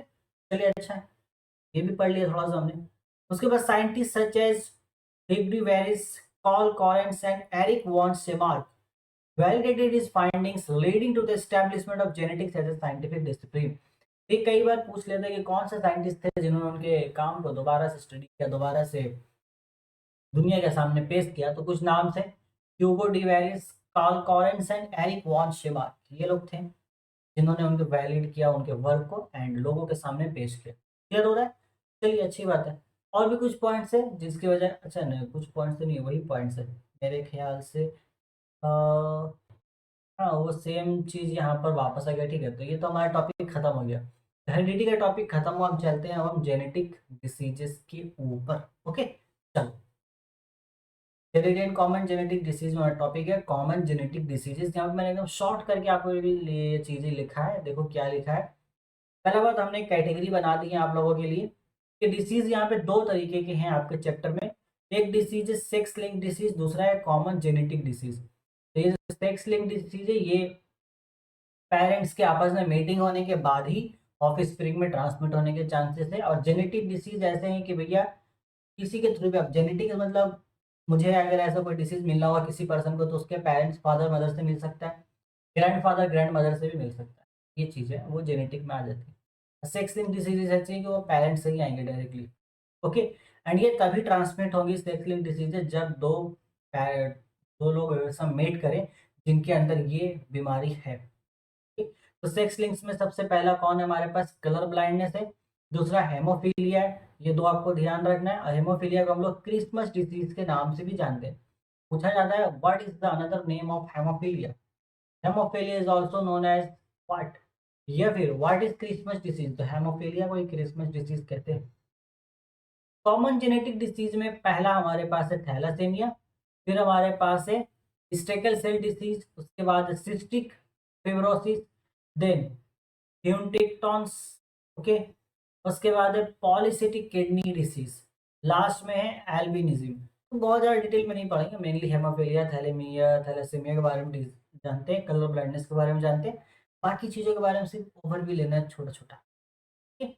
चलिए, तो पहला कलर ब्लाइंडनेस सिस्टम क्या अफेक्ट होता है इसमें, सबसे जो अफेक्टेड चीज क्या होता है वो विजुअल अफेक्ट है, स्पेशली रेटिना। तो कलर ब्लाइंडनेस में रेटिना ही डिफेक्ट हो जाता है हमारा, जिस वजह से हम कलर को नहीं डिफाइन कर पाते हैं कुछ कुछ कलर को। तो ये क्या है डिस्क्रिप्शन, एक genetic condition where individual have difficulty distinguish between certain colours. Most common क्या होता है, red and green. It is caused by defects in the, क्या है बताओ, photo pigments in the ones of the in the cones of the retina. तो retina में अलग अलग पिगमेंट्स होते हैं जिससे हम अलग अलग कलर्स को पहचान पाते हैं। अभी जैसे मैं दिख रहा है कि स्लाइड के ऊपर एक व्हाइट कलर है, ब्लैक कलर है, येलो कलर जो मैं यूज कर रहा हूँ, मैंने जो कपड़ा पहना है ग्रीन कलर का, तो डिफरेंट कलर्स हम यहाँ पर ऑब्जर्व कर पा रहे हैं। बट किन्हीं लोगों में क्या होता है कि कुछ पिगमेंट्स ऐसे मौजूद नहीं होते, mostly red and green colour के, तो उनको रेड और ग्रीन कलर पहचान में नहीं आता है, उनको रेड और ग्रीन कलर भी ब्लैक एंड व्हाइट के जैसा दिखता है। ये चीज, ये प्रॉब्लम है। तो डिफरेंस क्या है, अगर आप उसको रेड कलर कोई चीज दिखाओगे जो कलर ब्लाइंडनेस है, तो वो समझ ही नहीं पाएगा कि वो रेड कलर है, ग्रीन कलर का दिखाओगे समझ ही नहीं पाएगा ग्रीन कलर है। तो ये हुआ कलर ब्लाइंडनेस। मेनली कौन सा कलर नहीं दिखता, रेड और ग्रीन। क्यों नहीं दिखता है, क्योंकि भैया जो हमारे फोटो पिगमेंट्स होते हैं रेटिना के कोन में वो कुछ गैप हो जाते हैं किसी वजह से। आगे चलते हैं, चलिए ट्रीटमेंट क्या है इसका। तो बदकिस्मती से there is no cure for colour blindness, but special glasses and contact lenses can help some individuals distinguish colors. Better awareness and adaptation strategies are often recommended. तो सिंपल ये है कि भाई ऐसा कोई इलाज नहीं है कि जिससे कलर ब्लाइंडनेस 100% क्योर हो जाए, ऐसा कुछ नहीं है। बट कुछ ग्लासेस मौजूद है जिसके थ्रू अगर दिया जाए, जिनके पास ये प्रॉब्लम है, उस चश्मे के थ्रू या उस पर्टिकुलर गिलास के थ्रू वो उस कलर को कुछ हद तक पहचान पाएंगे।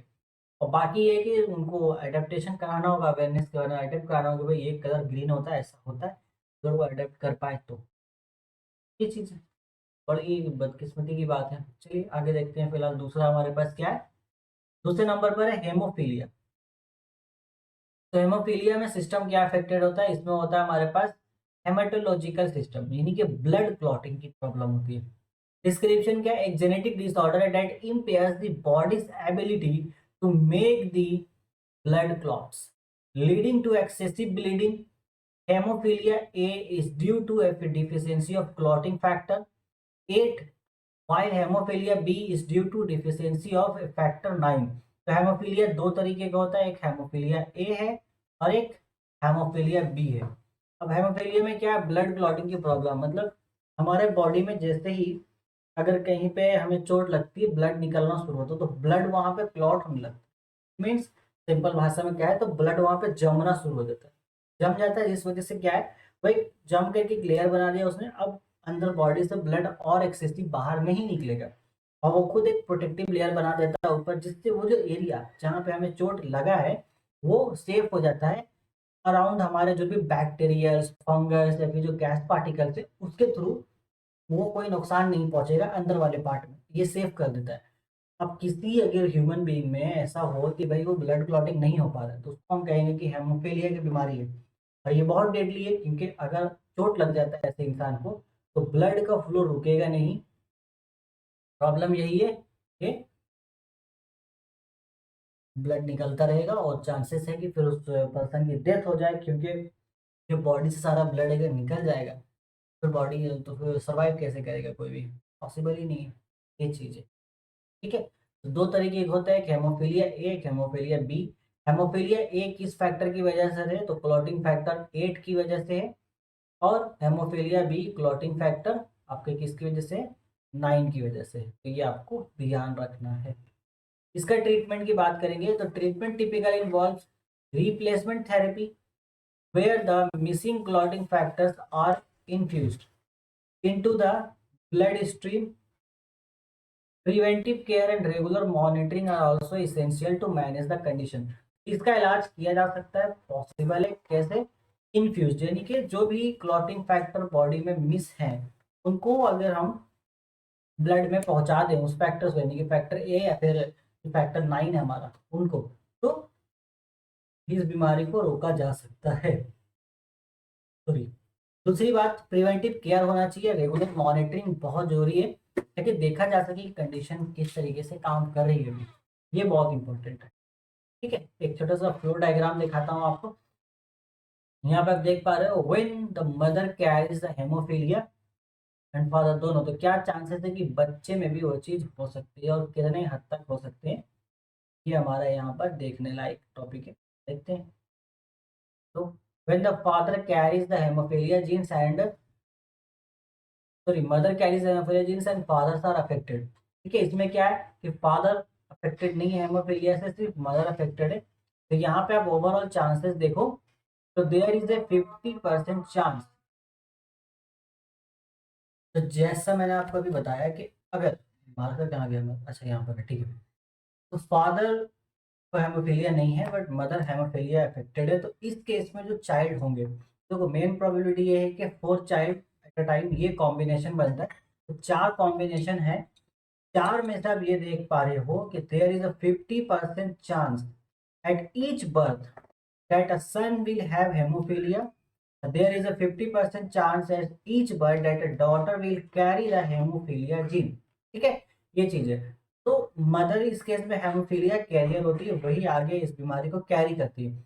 अगर 50% चांस यहाँ पे देखने को मिल रहा है कि भैया, क्योंकि हेमोफीलिया जो मेनली एक्स क्रोमोसोम को यहाँ पर इफेक्ट करता है, हेमोफीलिया इसको इफेक्ट करता है एक्स क्रोमोसोम को, तो फीमेल के पास दोनों ही एक्स क्रोमोसोम है। तो 50% चांसेस ये हो गए कि हेमोफीलिया जो कैरियर वाला जो आपको जीन दिख रहा है एक्स वाला जो अफेक्टेड है, वो फीमेल के पास जाएगा तो वो आगे भी उसको कैरी आउट करेंगे, ये चांसेस 50% है।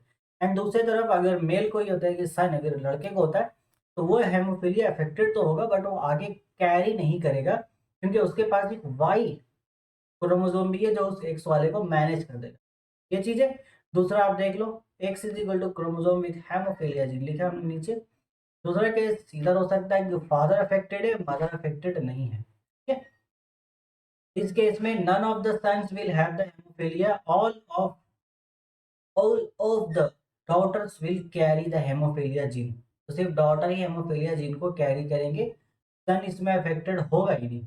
देख लो क्यों नहीं होगा, जरा आप मुझे बताओ इसका रीजन कमेंट सेक्शन में। अगर आप देख पा रहे हो अच्छे से, एक तो फादर के पास एक्स वाई है, मदर के पास दोनों एक्स एक्स क्रोमोसोम है। ठीक है, तो देख के जरा बता देना। इसमें जो सन है वो बिल्कुल अफेक्ट नहीं होगा, तो बहुत सिंपल केस है। अगर मदर अफेक्टेड है तो 50% चांस है कि लड़के को हेमोफीलिया हो सकता है, एंड 50% चांस है कि जो गर्ल होगी वो हेमोफीलिया होगा और हेमोफीलिया को कैरी भी करेगी आगे, उनके अंदर कैरियर जीन भी होने के चांसेस है 50%। एंड मदर सिंपल अफेक्टेड नहीं है, फादर अफेक्टेड है, तो जो सन है उनके पास हेमोफीलिया नहीं होगा, और जो डॉटर है उनके पास हेमोफीलिया वो कैरी करेगी आगे फर्दर जनरेशन। क्लियर है, चलिए आगे चलते हैं फटाफट। इसके बाद है थैलासीमिया। तो ये थैलासीमिया के बारे में देखते हैं यहाँ पर। नेट हम लोग थोड़ा सा साइज वगैरह चेंज कर लेते हैं। तो हो गया। तो थैलासीमिया क्या है? ये अफेक्टेड क्या होता है इसमें? हेमाटोलॉजिकल सिस्टम, ब्लड का इफेक्ट होता है थैलेसीमिया में। एक ब्लड डिसऑर्डर है characteristics by the body's inability to produce sufficient haemoglobin leading to anaemia. There are two main types of alpha thalassaemia, beta thalassaemia.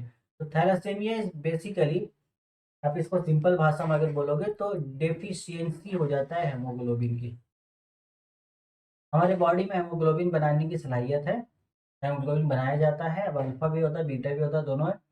उसके अकॉर्डिंग यहाँ पर हमें थैलासीमिया की बीमारी होती है। ट्रीटमेंट इसका है, treatment options include regular blood transfusion कराना होगा आपको, into chelation therapy to remove excess iron from the body, and in some cases stem cell transport transplant which can potentially cure the disease. अगर blood में excess, ये क्या हो जाता है बार बार इसको, अगर ब्लड में एक्सेस आयरन है तो ब्लड ट्रांसफ्यूजन कराना होगा ताकि उसमें से एक्सेस आयरन को निकाला जा सके, या फिर पूरे तरीके से एक स्टीम सेल ट्रांसप्लांट करा लो, उस केस में भी इस बीमारी से बचा जाए। आगे चलते हैं। एक छोटा सा चार्ट है, ठीक है। Parents with thalassaemia minor, minor और पेरेंट्स विथ थैलेसीमिया दोनों माइनर माइनर है। तो देख सकते हो जब दोनों ही माइनर है तो उसमें क्या होगा, हमारा मार्कर कहाँ गया, सही है ना, ठीक है। मार्कर यहाँ है, तो एक तो थैलेसीमिया मेजर होने के चांसेस है। अब बाकी तीन हमारे पास जो है, दो तीन चार, दोनों देख, तीनों देख लो, ठीक है। एक नॉर्मल ब्लड होगा, तो एक नॉर्मल ब्लड होगा, हर एक थैलेसीमिया मेजर होगा एक नंबर पे। दो और तीन जो आपको दिख रहे हैं, तो ये हमारा थैलेसीमिया माइनर हो गया। तो 50% चांसेस है आपके पास, ये हो जाएंगे 25 ये लोग आ जाएंगे आपके पास, ठीक है। चलो देखते हैं, छोटा सा चार्ट है और देख के समझ लो, और कुछ है नहीं उसमें, आपसे उतना ही पूछेगा। इसके बाद है सिकल सेल डिसीज। तो इसमें अफेक्ट होता है आपका हेमाटोलॉजिकल सिस्टम, ब्लड का ही। इसमें क्या होता है, genetic disorder where red blood cells becomes mishapen, sickle shaped, leading to blockage in blood flow, pain and increased risk of infection। Normal हमें पता है कि जो आरबीसी का जो शेप होता है ब्लड सेल का, वो कुछ सर्कुलर टाइप इस तरीके से होता है गड्ढा। अब अगर मान लो का शेप बदल जाए, तो ओवरऑल जो सर्कुलर शेप का हमारे पास है, जैसे कैमल्स में ओवल शेप का पाया जाता है, ठीक है, इस तरीके से। अगर हमारे बॉडी में ये सर्कुलर की जगह ओवल शेप में आ जाए तो प्रॉब्लम होगी, क्योंकि हमारा जो नर्व्स है कुछ इस तरीके का सिलिंड्रिकल टाइप की है, जिसमें से ब्लड का फ्लो हो रहा है, ओके, ब्लड का फ्लो चल रहा है। अब अगर यहाँ पे वो ओव्यूल शेप का आ जाए तो वो तो अटक जाएगा यहाँ पर ना, पार हो नहीं पाएगा, वो प्रॉब्लम है। तो ट्रीटमेंट है, treatment include pain management, blood transfusion. जैसा मैंने आपको बताया ट्रीटमेंट इनका है, पेन मैनेजमेंट किया जा सकता है, इसमें ब्लड ट्रांसफ्यूजन होगा, जिसके जैसे कि हाइड्रोक्सी यूरिया, जिसमें क्या किया जाएगा, which will produce foetal haemoglobin, and bone marrow transplant भी किया जा सकता है इन सवर केसेस में। ये चीज है, पेन मैनेजमेंट जरूरी हो जाता है, क्योंकि भैया पेन तो होगा, क्योंकि वो दिक्कत दे रहा है। सिंपल सी चीज है, आप जबरदस्ती उसको डालने की कोशिश कर रहे हो। अब इसमें तरीके का शेप का कोई चीज आ जाए तो पार तो होगा नहीं, उसको हम लोग जबरदस्ती डालने की कोशिश कर रहे थे, मीन्स पेन तो क्रिएट होगा ही हमारी बॉडी में, और वो पेन बहुत दर्दनाक होगा। आगे सिस्टिस फाइब्रोसिस, इसमें क्या है, सिस्टम अफेक्ट होता है, respiratory and digestive system. Description क्या है, एक जेनेटिक डिसऑर्डर है that affects the lungs and digestive system, causing thick sticky mucus to build up, leading to respiratory infection and digestive issues। तो ये हमारा जो बीमारी है ये टोटल डील करता है respiratory infection and digestive issues में। इसमें डाइजेस्टिव सिस्टम खराब हो जाता है, स्टिकी म्यूकस बिल्डअप कर लेता है, जो प्रॉब्लमेटिक चीज है, ठीक है? इसका ट्रीटमेंट है, treatment includes airway clearance techniques, inhaled medication, pancreatic enzyme supplements, and in some cases lung transplant. तो अगर रेस्पिरेटरी बहुत ज़्यादा प्रॉब्लम हो तो लंग ट्रांसप्लांट करना पड़ेगा, लंग्स को चेंज करना होगा। दूसरी बात, ट्रीटमेंट इंक्लूड एयरवे क्लियरेंस। ये सब चीज़ से क्या है कि बॉडी में जो हमारे लीवर में जो प्रॉब्लम हो रहा है उसको ठीक किया जा सकता है, ठीक है, उसको ठीक हम लोग कर सकते हैं, ये चीज़ है। चलिए आगे देखते हैं, छोटा छोटा है, मेन चलते हैं। मेन जो हमारे पास था वो वही था, क्या बोलते हैं उसको हम लोग, हेमोफीलिया थैलासेमिया, बस वही है, बस उसको ही हमें ध्यान देके चलना है। चलिए आगे देखते हैं। Heredity and common genetic disease में दूसरा हमारे पास है हंटिंगटन डिसीज में नर्वस सिस्टम खराब होता है। एक प्रोग्रेसिव न्यूरो डिजेनरेटिव डिसऑर्डर है caused by a genetic mutation leading to motor dysfunction, cognitive decline and psychiatric symptoms. Simple है, इसके लिए भी कोई इलाज नहीं है, but treatment focus on management system. Okay, symptoms including medication हो सकता है फॉर मूड एंड मूवमेंट, क्योंकि टोटली डिपेंड कर रहा है, ये आपका एक साइकेट्रिक सिम्टम्स भी है। मूड अपना स्विंग बहुत ज़्यादा हो रहा है, नर्वस सिस्टम पूरा डैमेज है, इस वजह से मैं फील डिप्रेशन लाइक वाला सिम्टम भी है यहाँ पर। तो इसमें मेनली जो थेरेपीज है वही सपोर्ट कर सकती है, बाकी और कोई इलाज है नहीं इसमें। ठीक है, आगे चलते हैं। और ये अब लोग अब छोड़ दो ना इसको, थोड़ा सा खाली जान लो। ठीक है, पॉलीसिस्टिक किडनी डिसीजेस है हमारे पास, तो पीकेडी कहते हैं शॉर्ट में। और ये क्या होता है, रेनल सिस्टम, यूरेनल होगा, यूरेनल सिस्टम जो हमारा होता है, जैसे यूरिन हम लोग बाहर निकालते हैं, वो अफेक्ट हो जाता है। एक जेनेटिक डिसऑर्डर है characteristic by the growth of numerous cyst in the kidneys, cyst बन जाता है किडनी में, leading to kidney enlargement and dysfunction, kidney का साइज बढ़ गया, इस वजह से यूरिनल जो हमारा सिस्टम है वो डिफेक्ट हो जाता है। मैनेजमेंट है इसका including controlling blood pressure, pain management and in advance cases dialysis और किडनी ट्रांसप्लांट, या तो डायलिसिस करा ले या फिर किडनी ट्रांसप्लांट करा ले, हो जाएगा। लेकिन बहुत महंगे, एल्बिनी से भी इसको ही पढ़ ही लेते हैं, क्यों ही छोड़ेंगे, ऐसे छोड़ सकते हो इसको, ये एग्जाम के लिए इंपॉर्टेंट है नहीं तो छोड़ ही देते हैं इसको। ठीक है, हटाओ। चलो आगे देखते हैं। अब ये है हमारे पास एक छोटा सा है कि why haemophilia is known as royal disease. ये सवाल बनता है फेमस। पहला चीज तो genetic transmission, haemophilia was notably present in several European royal families, particularly through Queen Victoria who was a carrier of the gene. तो जो क्वीन विक्टोरिया थी वो कैरियर थी हेमोफीलिया की, उसके थ्रू आगे ट्रांसप्लांट हुआ। फिर intermarriage among royals, royal families often intermarried to strengthen political alliances, increasing the likelihood of genetic disorder being passed down, इस थ्रू और पास्ड हुआ रॉयल फैमिलीज में ही। Historical impact देखेंगे, does disease has significant consequences specifically in Russia where Tsar Nicholas II's son Alexei suffered from hemophilia affecting the royal family's stability. Public awareness, the visibility of the hemophilia royal brought attention to this order, leading to his nickname as the royal disease due to the tragic stories of affected individuals। अब देख पा रहे हो जितने भी affected यहाँ पर कहानी है सब किसके, जो रॉयल फैमिली से बिलोंग करते हैं। सबसे पहले तो रॉयल क्वीन विक्टोरिया, उसके बाद इंटर मैरिड इन मैरिज करते थे आपस में ही, ताकि भाई पॉलिटिकल करियर उनका अच्छे रहे, सत्ता मजबूत रहे, राजगद्दी अच्छे से रहे। तो उसमें एक दूसरे में ही होती थी शादी, तो उसमें अगर किसी रॉयल के पास है, किसी रॉयल मेल या फीमेल के पास, तो ट्रांसप्लांट हो जाएगा, आगे ट्रांसमिट हो जाएगा। हिस्टोरिकल इम्पैक्ट देखा जाए, देख लो, जार निकोलस, उनका जो बेटा था उनके पास भी एलेक्सिया सफर्ड हुई, फीमेल हेमोफिलिया सफर्ड हुआ। तो इतना सारी चीज़ देख करके लोगों ने इसको नाम दे दिया रॉयल डिसीज, कि भैया अमीरों वाली बीमारी है ये। अब वैसे भी पैसा भी बहुत खर्चा है इसके इलाज में, तो अमीरों वाले के पास हो तो ही ठीक है, गरीब के पास तो ऐसी बीमारी का नाम सुन के ही वो चलो छोड़ रहने दे, देखा जाएगा। ठीक है, तो यहाँ पे ये चैप्टर समाप्त हुआ हमारा हेरिडिटी एंड जेनेटिक डिसीजेस। अब हम सिंपली चलते हैं अपने चैप्टर इवोल्यूशन एडेप्टेशन को। कोशिश करते हैं पूरे दोनों को टॉपिक को हम लोग 40-45 मिनट से निपटा देने के, कुछ ज़्यादा है नहीं उसमें, निपटाते हैं फटाफट। देखो, तो चैप्टर 4.1 क्या है, इवोल्यूशन एंड एडेप्टेशन। तो सबसे पहले तो हम इवोल्यूशन के बारे में पढ़ेंगे, आइए देखते हैं। तो evolution is, what is evolution? Evolution is the process through which species of organism change over time through variation in their genetic material. These changes can occur due to mutation, natural selection, genetic drift and gene flow.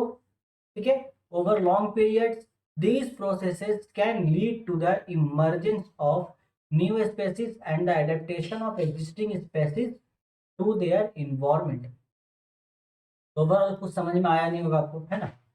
Simple ये है कि evolution का मतलब ये है कि हम अपने आप को इन्वायरमेंट के अकॉर्डिंग डेवलप करते हैं। अब ये डेवलप डिपेंड करता है कि हमने किन चीज़ों को नज़रअंदाज करके किया या फिर किन चीज़ों को मद्देनजर रखते हुए किया।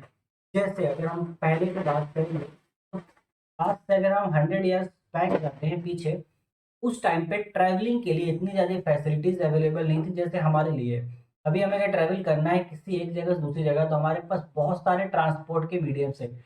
हम खुद की अगर गाड़ी उससे जा सकते हैं, या फिर पैसा खर्च करके ट्रेन, बाइक, टैक्सी हमारे पास है, एरोप्लेन से हम जा सकते हैं, पानी जहाज हमारे पास है। तो ये क्या है, हमारे लिए टाइम की बचत हो गई। हम बस पैसा खर्च करेंगे, यहाँ से वहाँ पहुँच जाएँगे जहाँ हमें जाना होगा। इसमें ओवरऑल हम क्या कर रहे हैं, हम पैसा कमाने के लिए फ़ोकस कर रहे हैं, ताकि हमारे पास अगर पैसा रहेगा तो हम ट्रांसपोर्ट ईज़िली कर लेंगे। आज से 100 ईयर्स बैक ये ट्रांसपोर्ट की फैसिलिटीज़ अवेलेबल नहीं थी, तो जो हमारे एंसेस्टर्स थे, वो अपने फिज़िकली बॉडी को मजबूत करते थे, बॉडी को फिज़िकल मेंटेन रखते थे, ताकि लॉन्ग डिस्टेंस वो ट्रैवल कर पाएँ। क्योंकि उन्हें ट्रैवल करना होता था या तो ऊँट के ऊपर या घोड़े की सवारी है, या फिर पैदल कई बार, ठीक है? तो उसके लिए वो अपने फिजिकल बॉडी को फिजिकली स्ट्रांग रखते थे, तो उनकी बॉडीज फिजिकली बहुत स्ट्रांग होती थी और वो काफ़ी ज़्यादा लंबे समय तक जीते भी थे। क्योंकि उनको एक छोटा-सा टास्क करने के लिए, अगर छोटा-सा एक डिस्टेंस ट्रैवल करना है, तो पैदल चल रहे तो काफ़ी लंबा समय लग रहा है। तो उनकी बॉडी को आदत हो गई इस वजह से कि भाई वो चल रहे हैं। लेकिन जैसे-जैसे टाइम बदला, तो वो जो 100 इयर्स पहले जो फिजिकल फिटनेस थी, वो आहिस्ता-आहिस्ता घटती गई। क्यों? क्योंकि आहिस्ता-आहिस्ता लोगों ने डिफरेंट-डिफरेंट वेज़ टेक्नोलॉजीज़ को डेवलप किया, डिफरेंट-डिफरेंट मेथड्स को डेवलप किया, जिससे एक ट्रांसपोर्ट जो है वो आसान हो गया।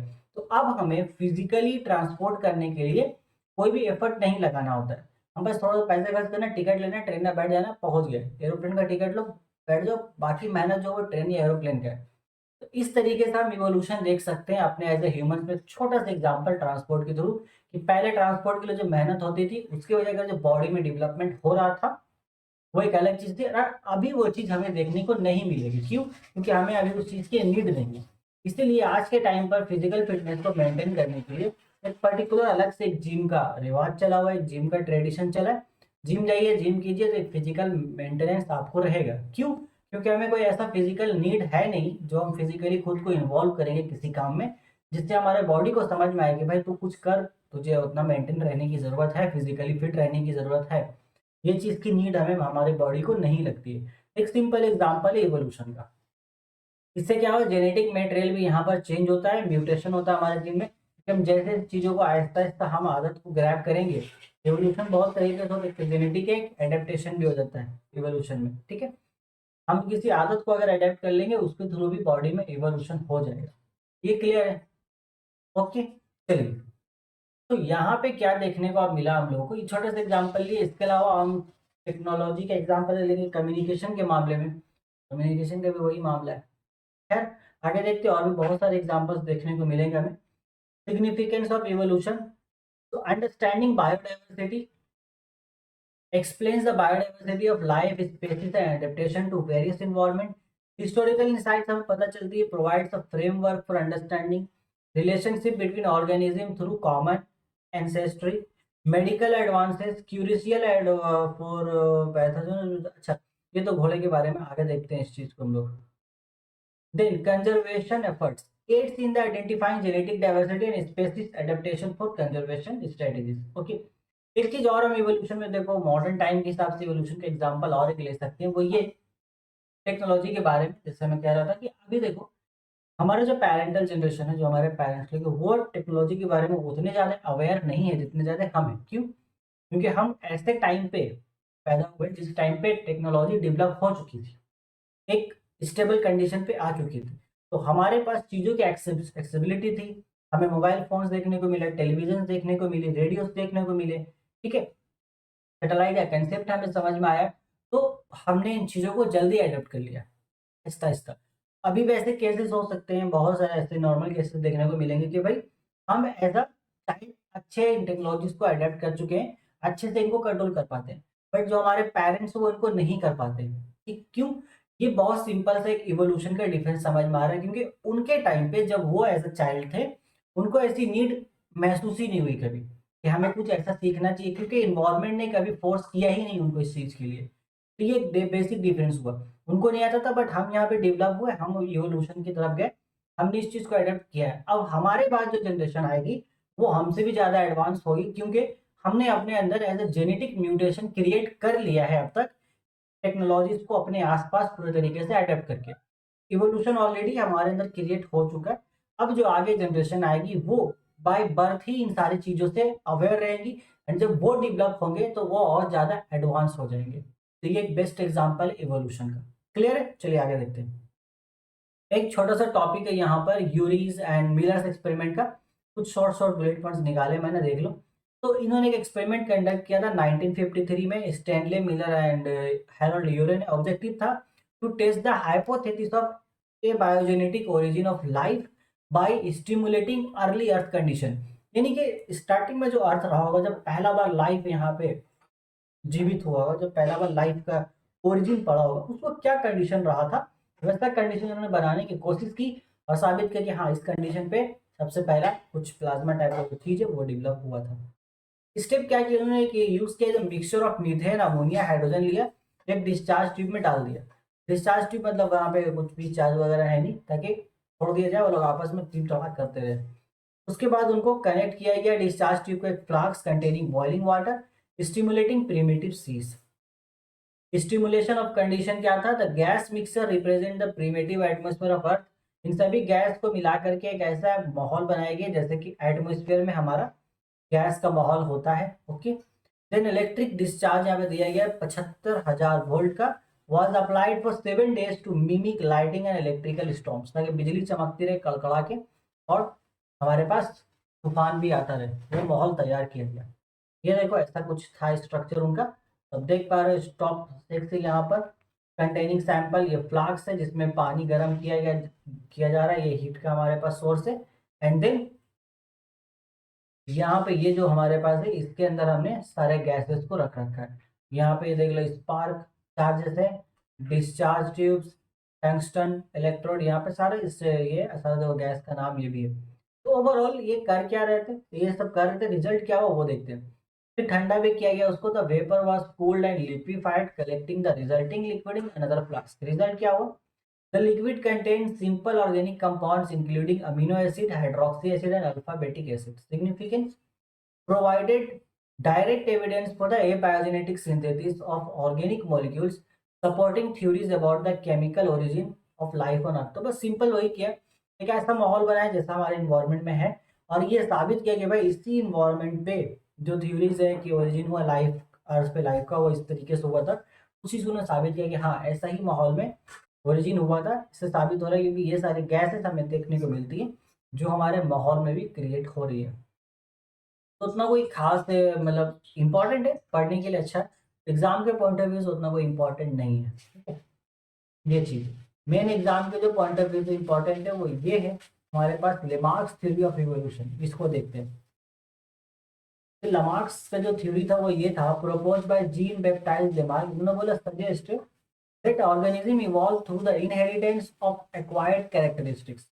ठीक है, इनहेरिटेंस मतलब विरासत में मिली, बट एक्वायर्ड कैरेक्टरिस्टिक्स है, जो चीजें हम एक्वायर कर रहे हैं, ठीक है, बाय डिफॉल्ट नहीं है, वो एक्वायर कर रहे हैं किसी आदत को। जैसे अभी हम लोग एज जनरेशन, जो हम लोग जेन जी है, हम लोग इन जनरेशन को एक्वायर कर रहे हैं, जैसे एक कैरेक्टर एक्वायर कर रहे हैं, टेक्नोलॉजी के साथ कुछ ज़्यादा ही फैमिलियर हो रहा है, जो हमारे में नुकसान भी हो रहा है हमारे फिजिकल बॉडी के लिए। तो ये ऐसे आहिस्ता आहिस्ता हमारे अंदर इवोल्यूशन हो रहा है, इवोल्यूशन, ये कैरेक्टरिस्टिक हम आहिस्ता से एक्वायर कर रहे हैं।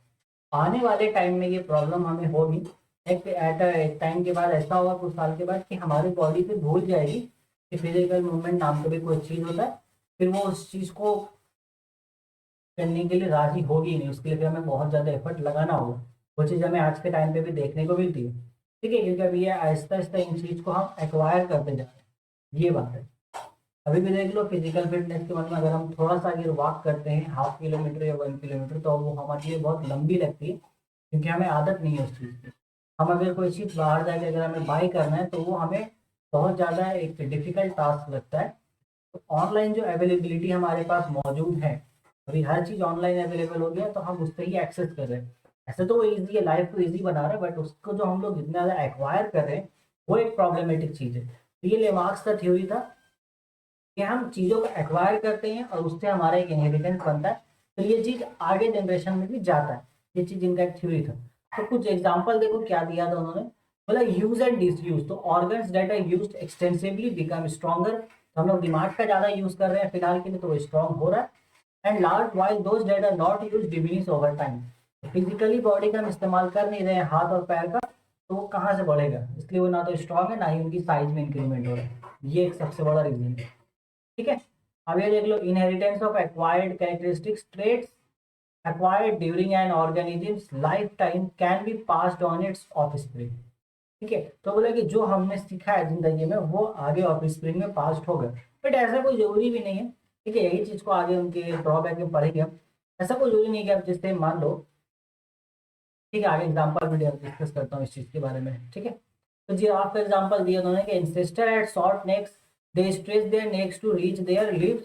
ठीक है, एक्वाटिक बर्ड्स ने बोला कि evolve from terrestrial ancestors, constant use of fingers for swimming lead to the development of webbed feet, evolved from a lizard-like ancestor. Disuse of limbs from burrowing resulted in reduction and eventually disappearance of limbs। तो उनका कहना है कि पहले सांप थे, रेंगने के लिए चलते थे तो पैर इस्तेमाल नहीं किया तो पैर गायब हो गया उनका, आगे के जनरेशन में वो पैर दिख भी नहीं रहा हमें। जिराफ से उन्होंने ये बताया कि भाई पहले तो जिराफ, ये देखो ये ओरिजिनल है, इनके जो नेक थे, जो गले थे वो छोटे होते थे, और बाद में क्या हुआ, इनको पता चला कि भाई जो खाने के लिए जो पत्ती है वो बहुत हाइट पर है, तो उन्होंने अपने स्ट्रेच करना स्टार्ट किया और स्ट्रेच किया, एक लेवल पे आके स्ट्रेच किया, तो अभी जितना जिराफ हमें दिख रहा है वो बहुत लंबा है। ये चीज है, बट एक्चुअल में ये लोग ऐसा नहीं थे, इनकी गर्दन छोटी थी। ये चीज है, तो आगे अभी जनरेशन में और लंबी नहीं हो रही, क्यों, उनका उनका कहना है कि एक लेवल पे आकर रुक गया, बस अब जरूरत है नहीं है उतने लंबे गर्दन की। लेकिन ड्रॉबैक है इसका। मैं सिंपल एक चीज बताता हूँ, मान लो एज अ ह्यूमन बीइंग मैंने एक चीज सीखा, मान लो मैंने सिंगिंग सीखी। ठीक है, ये कोई भी पर्सन है उसने सिंगिंग सीखी, तो ये एक एक्वायर्ड कैरेक्टरिस्टिक्स है जो बहुत ज़्यादा कांस्टेंट, आप किसी भी चीज़ को हासिल करना तो कांस्टेंट आपको उस पर एफर्ट डालना होगा। तो आपने सिंगिंग सीखा, एफर्ट डाल के 6 7 8 साल में एफर्ट डाली, आपने सिंगिंग सीखा, तो क्या ये पॉसिबल है कि मेरा जो ऑफ स्प्रिंग होगा, जो मेरे जो बच्चे होंगे, वो बाई बर्थ उनके अंदर ये सिंगिंग की कैपेबिलिटी पैदा हो जाएगी? ठीक है, वो तो पॉसिबल नहीं है। ठीक है, तो हो सकता है कि थोड़ा बहुत झलक उनके अंदर दिखे, बट ओवरऑल जिस लेवल पे मैं पहुंचा हूँ मेहनत करके सिंगिंग में, उस लेवल पे अगर मेरे बच्चे को पहुंचना होगा तो उसको वही मेहनत वापस से करनी होगी जो मैंने किया है। इसका कोई भी अल्टरनेट नहीं है। इसका बेस्ट एग्जाम्पल हम ले सकते हैं, जैसे अगर आप एग्जाम्पल ले लो सचिन तेंदुलकर जी का एग्जाम्पल लेते हैं, सचिन तेंदुलकर सर का। ठीक है, तो सचिन सर का क्या, उनके बेटे भी क्रिकेट में आए, बट क्या वो अभी उतना ज्यादा डेवलप है जितना उनके फादर है? अगर इनकी थ्योरी की हम बात माने तो उन्होंने कैरेक्टर को एक्वायर किया, बेस्ट बैट्समैन है अपने टाइम के अभी भी। ठीक है, तो क्या बाय बर्थ उनके बच्चे के अंदर वो कैपेबिलिटी थी? नॉर्मल सी बात है, नहीं थी। और भी ऐसे बहुत सारे एग्जाम्पल्स यहाँ पे हम दे सकते हैं, बट एक सिंपल सा एग्जाम्पल मैंने दिया आपको। तो इसके बारे में यहाँ पर वही हुआ कि lack of genetic basis, Lamarck's theory does not account for the role of genes in inheritance। Traits acquired during an organism's lives are not typically passed to offspring। वही चीज पास नहीं होता है। कंट्राडिक्शन विथ डार्वियन इवोल्यूशन, डार्विन के बारे में पढ़ेंगे अभी हम लोग। तो modern evolutionary biology, particularly Darwin's theory of natural selection, emphasizes genetic variation and survival of the fittest rather than inheritance of acquired traits। इनके मुताबिक जो आपने एक्वायर किया वो आगे बच्चे में जाएगा, वो उसको और हेल्प करेगा ग्रो करने में। बट डार्विन का अलग नजरिया था, उनका नेचुरल सिलेक्शन का नजरिया था कि जो जितना ज्यादा मेहनत करेगा नेचर उसको ही चूज करेगी और उसको ही आगे बढ़ाएगी। जो कमजोर है, जो मेहनत नहीं करेगा, वो नेचर उसको पीछे छोड़ देगी। ये ऐसे भी कंट्राडिक्टरी पार्ट है। ठीक है, लिमिटेड इविडेशन दिया जाए, many example cited by Lamarck have been disproven or lack sufficient evidence to support the mechanism of inheritance he proposed। तो पॉसिबल ही नहीं हुआ सब चीज को प्रूव कर, 2 3 जगह पे उन्होंने कुछ किया, बट प्रॉपर ज्यादा एक निचोड़ एग्जांपल भी दे नहीं पाए, खत्म हो गया बात। इसके बाद डार्विन का थ्योरी आता है, compose propose by Charles Darwin. इन्होंने मेनली फोकस किया नेचुरल सिलेक्शन के ऊपर, जो मैंने बताया आपको as the primary mechanism of evolution. इसमें एक चीज आता है variation, individuals within specific exhibit variation in traits, जैसे कि साइज, कलर, शेप। दूसरा स्ट्रगल फॉर एग्जिस्टिंग, तो organism compete for limited resources, क्योंकि रिसोर्सेज हमारे पास है, लिमिटेड रिसोर्सेज है एज अ वर्ल्ड में, तो कम्पीट करना पड़ता है एक दूसरे से, ताकि कहीं ना कहीं आज के टाइम पे हम ह्यूमंस भी कम्पीट ही कर रहे हैं, कौन कितना ज़्यादा मेहनत कर सकता है उसके अकॉर्डिंग। इसलिए देखोगे किसी ह्यूमंस के पास सारे रिसोर्सेज अवेलेबल है, सारे क्या कुछ ज्यादा ही अवेलेबल है, किसी के पास कुछ भी नहीं है। डिपेंड अपॉन कि उसने कितना फाइट मारा है अपनी जिंदगी में, उसके अकॉर्डिंग नेचर ने उसको सिलेक्ट किया है, इसको क्या मिलना चाहिए। ये हमारा चार्ल्स डार्विन साहब का नजरिया है। Okay. And gradual change over many generation, these advantages traits accumulate leading to the evolution of new species. तो ये भी इनका कहना था कि जैसे जैसे आप चीजों को सीखोगे तो आहिस्ता आहिस्ता ये आगे जनरेशन में ट्रांसफर हो सकता है। ये चीज क्लियर है। चलिए बाकी इनका भी एग्जांपल क्या था, giraffe with longer neck could reach food higher in breeds leading to better survival and reproduction rates. Over time, these traits become more common in the population. तो ये become more common हो गया तो अब वैसे ही रह गया वो लोग। ठीक है। मोथ्स का एग्जांपल देखो तो colouration of moths, example light versus dark can changed based on environmental factor. Dark moths may survive better in polluted areas, leading to higher proportion of dark moths in subsequent generation. Simple, but इनके भी drawbacks थे। तो इनका drawbacks क्या हो देखते हैं। पहला lack of understanding of genetics, ये problem थी इनके पास में। So at the time of Darwin, the mechanism of heredity were not well understood, leading to gaps in explaining how traits were passed on. जो traits से वो पास हो कैसे रहे वो एक मैकेनिज्म नहीं बता पाए वो। क्योंकि इनका भी कहना था कि नेचुरल सिलेक्शन के दौरान मैं सरवाइव करने के लिए क्या क्या चीजें अडेप्ट कर रहा हूँ, कैसे कैसे सरवाइव कर रहा हूँ, जो भी हाथ पैर मारा जा रहा है वो आहिस्ता आहिस्ता आगे जनरेशन में ट्रांसफर होंगे। बट कैसे होंगे, क्या प्रोसेस होगा, वो मैकेनिज्म के बारे में कोई भी डिस्कशन नहीं हुआ। ठीक है। देन ग्रेजुअलिज्म पे क्या था, Darwin's theory suggest that evolution occurs gradually but some evidence indicates that evolution can happen in burst. Okay. Punctuated equilibrium, तो ये तो सिलेबस में नहीं है, खैर हटाओ उसको। ओवरऑल कहने का सिंपल भाषा में ये मतलब है, इनके अकॉर्डिंग जो इवोल्यूशन है वो आहिस्ता आहिस्ता डेवलप होगी। ठीक है। बट ओवरऑल जो इवोल्यूशन है वो ऐसे झटके में पूरा हो सकती है एक ही बार में। तो यहाँ पर तो खत्म हो गया। फिर कॉम्प्लेक्स ट्रेड में ये चूक गए। The theory does not adequately explain the evolution of complex trait that may require multiple changes to occur simultaneously for both them to beneficial. तो उसके बारे में भी कुछ नहीं बता पाए तो टाइटैटिस हो गई इनकी भी थ्योरी की खत्म कहानी। चले आगे। तो ये ड्रॉबैक्स थे, ये फिर सेम स्लाइड है, आगे चलते हैं। ये देखते हैं इंपॉर्टेंट टर्म्स एंड डेफिनेशन इस चैप्टर के कुछ। पहला स्ट्रगल फॉर एग्जिस्टेंस, तो सेम चीज है।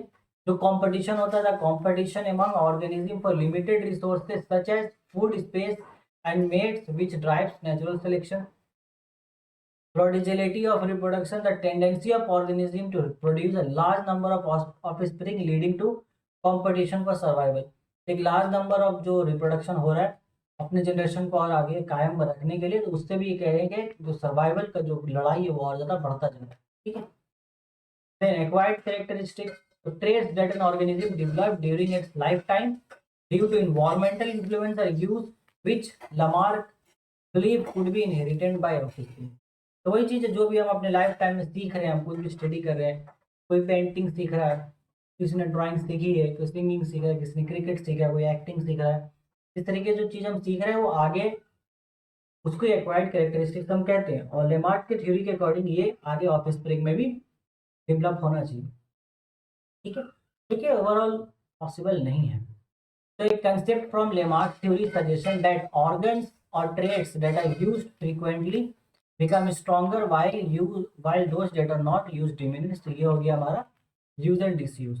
ओके। एक वेस्टिजल ऑर्गन करके हमारे पास टॉपिक है, इसमें कुछ जाएगा, ये देखो ये हमारे पास है। ठीक है।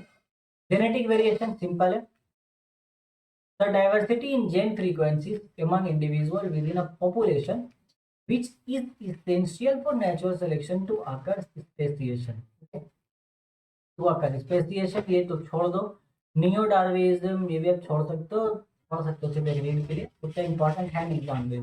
A modern synthesis of Darwin's theory of natural selection with genetic explaining evolution through genetic variation and natural selection। इतना डिस्कशन हमारे सिलेबस में नहीं है इस टॉपिक का, छोड़ देते हैं इसे। ठीक है। स्पेसिफिकेशन भी छोड़ दो। जेनेटिक वेरिएशन काफी सिंपल सी चीज है कि जीन में जो हमारा जो जीन है उसमें जो चेंजेस आता है ताकि आगे इवोल्यूशन बरकरार रहे और आगे जो नई चीजें डेवलप हो रही है हमारे इन्वायरमेंट में आसपास उसको हम अडेप्ट कर सकें और उसके अकॉर्डिंग इवॉल्व हो सके, उसको ही जेनेटिक वेरिएशन कहते हैं। क्लियर हो? चलो, ये चैप्टर भी खत्म ही हो गया। इसके बाद हमारे पास बहुत जल्द शुरू हो जाएगा लास्ट टॉपिक इस पर अभी। तो वेस्टिजियल ऑर्गन, तो वेस्टिजियल ऑर्गन सिंपल भाषा में हम आगे समझेंगे, ऐसा ऑर्गन जिसको हमने यूज करना छोड़ दिया, जैसे स्ट्रक्चर दैट हैव लॉस्ट, एक मिनट, लॉस्ट मोस्ट और all of their original function through the course of evolution, often considered remnants of ancestor species. ठीक है, ये चीज है। Homologous structure, anatomical feature in different species that share a common ancestry even if their function differ. Mutation already पहले मैंने बता दिया। देखो वेस्टिजियल ऑर्गन यहाँ पे एक इमेज में समझो, तब हमारे बॉडी में वो ऑर्गन थे पहले, अभी भी है, लेकिन उसका हम यूज उतना नहीं कर रहे। अब पहले बहुत ज़्यादा यूज में थे तो वो ऐसा यूज हो रहे थे, बट हमारे जो एंसेस्टर्स हमने यूज करना छोड़ दिया। जैसे कि आज के मॉडर्न टाइम पे अपेंडिक्स कि हमारे बॉडी में कोई ज़रूरत नहीं है, उसका पहले एक काम होता था बट अब कोई भी काम उसका नहीं है, खत्म। तो क्या बोला था, थर्ड मोलर टीथ होता है, अकल का चौवा जिसे कहते हैं हम लोग, विजडम टीथ। तो वो अब एज द ह्यूमन बॉडी में नीड नहीं है। अब वो है भी तो बस है, लेकिन उसका कोई काम नहीं है, और आहिस्ता आहिस्ता वो खत्म भी होता जा रहा है। तो यही चीज़ है, वेस्टिजियल ऑर्गन का सिंपल सा हिसाब है कि हम जिस ऑर्गन को इस्तेमाल करना छोड़ देंगे, वो ऑर्गन आहिस्ता आहिस्ता खत्म होता चला जाएगा, हमारे बॉडी से परमानेंटली खत्म हो जाएगा। और एक टाइम ऐसा आएगा कि हमारा जो अगला जनरेशन आएगा हमसे बाद, उनमें वो ऑर्गन रहेगा ही नहीं बाय बर्थ, क्योंकि हमने जेनेटिक तौर पे उस चीज़ को खत्म कर रहे हैं। आहिस्ता आहिस्ता जेनेटिक वेरिएशन हो जाता है उसके अकॉर्डिंग। तो देखो इतना खतरनाक है हमारा बॉडी, समझे कि नहीं? समझ गए? चलो एडेप्टेशन पढ़ते हैं। एडेप्टेशन में तो कुछ नहीं है पढ़ने को, बहुत छोटी सी चीज़ है।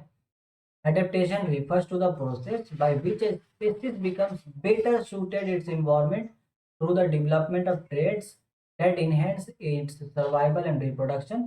These traits can be structural, physical feature हो या behavioral और physiological inheritance। जो significance वो आप पढ़ लेना, सिंपल एग्जांपल से समझ लेते हैं। तो हम जिस माहौल में रहते हैं हमें उस माहौल के अकॉर्डिंग बिहेव करना होता है, इसे ही हम कहते हैं एडेप्टेशन, बहुत सिंपल भाषा में।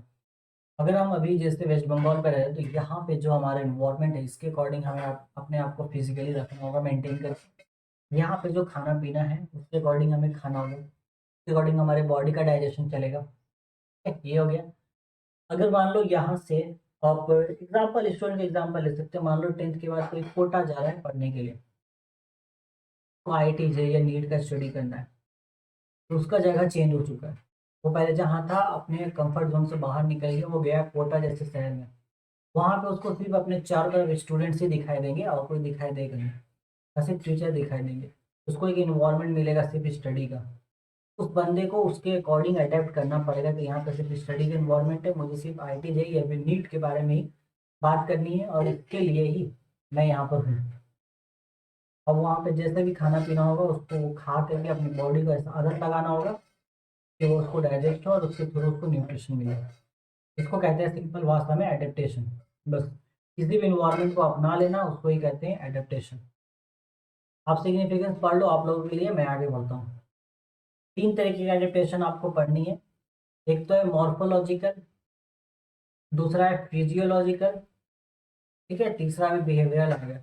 तो मॉर्फोलॉजिकल में क्या होगा, ये फिजिकल फीचर है that enhance survival in specific environment, जैसे कि कैक्टस।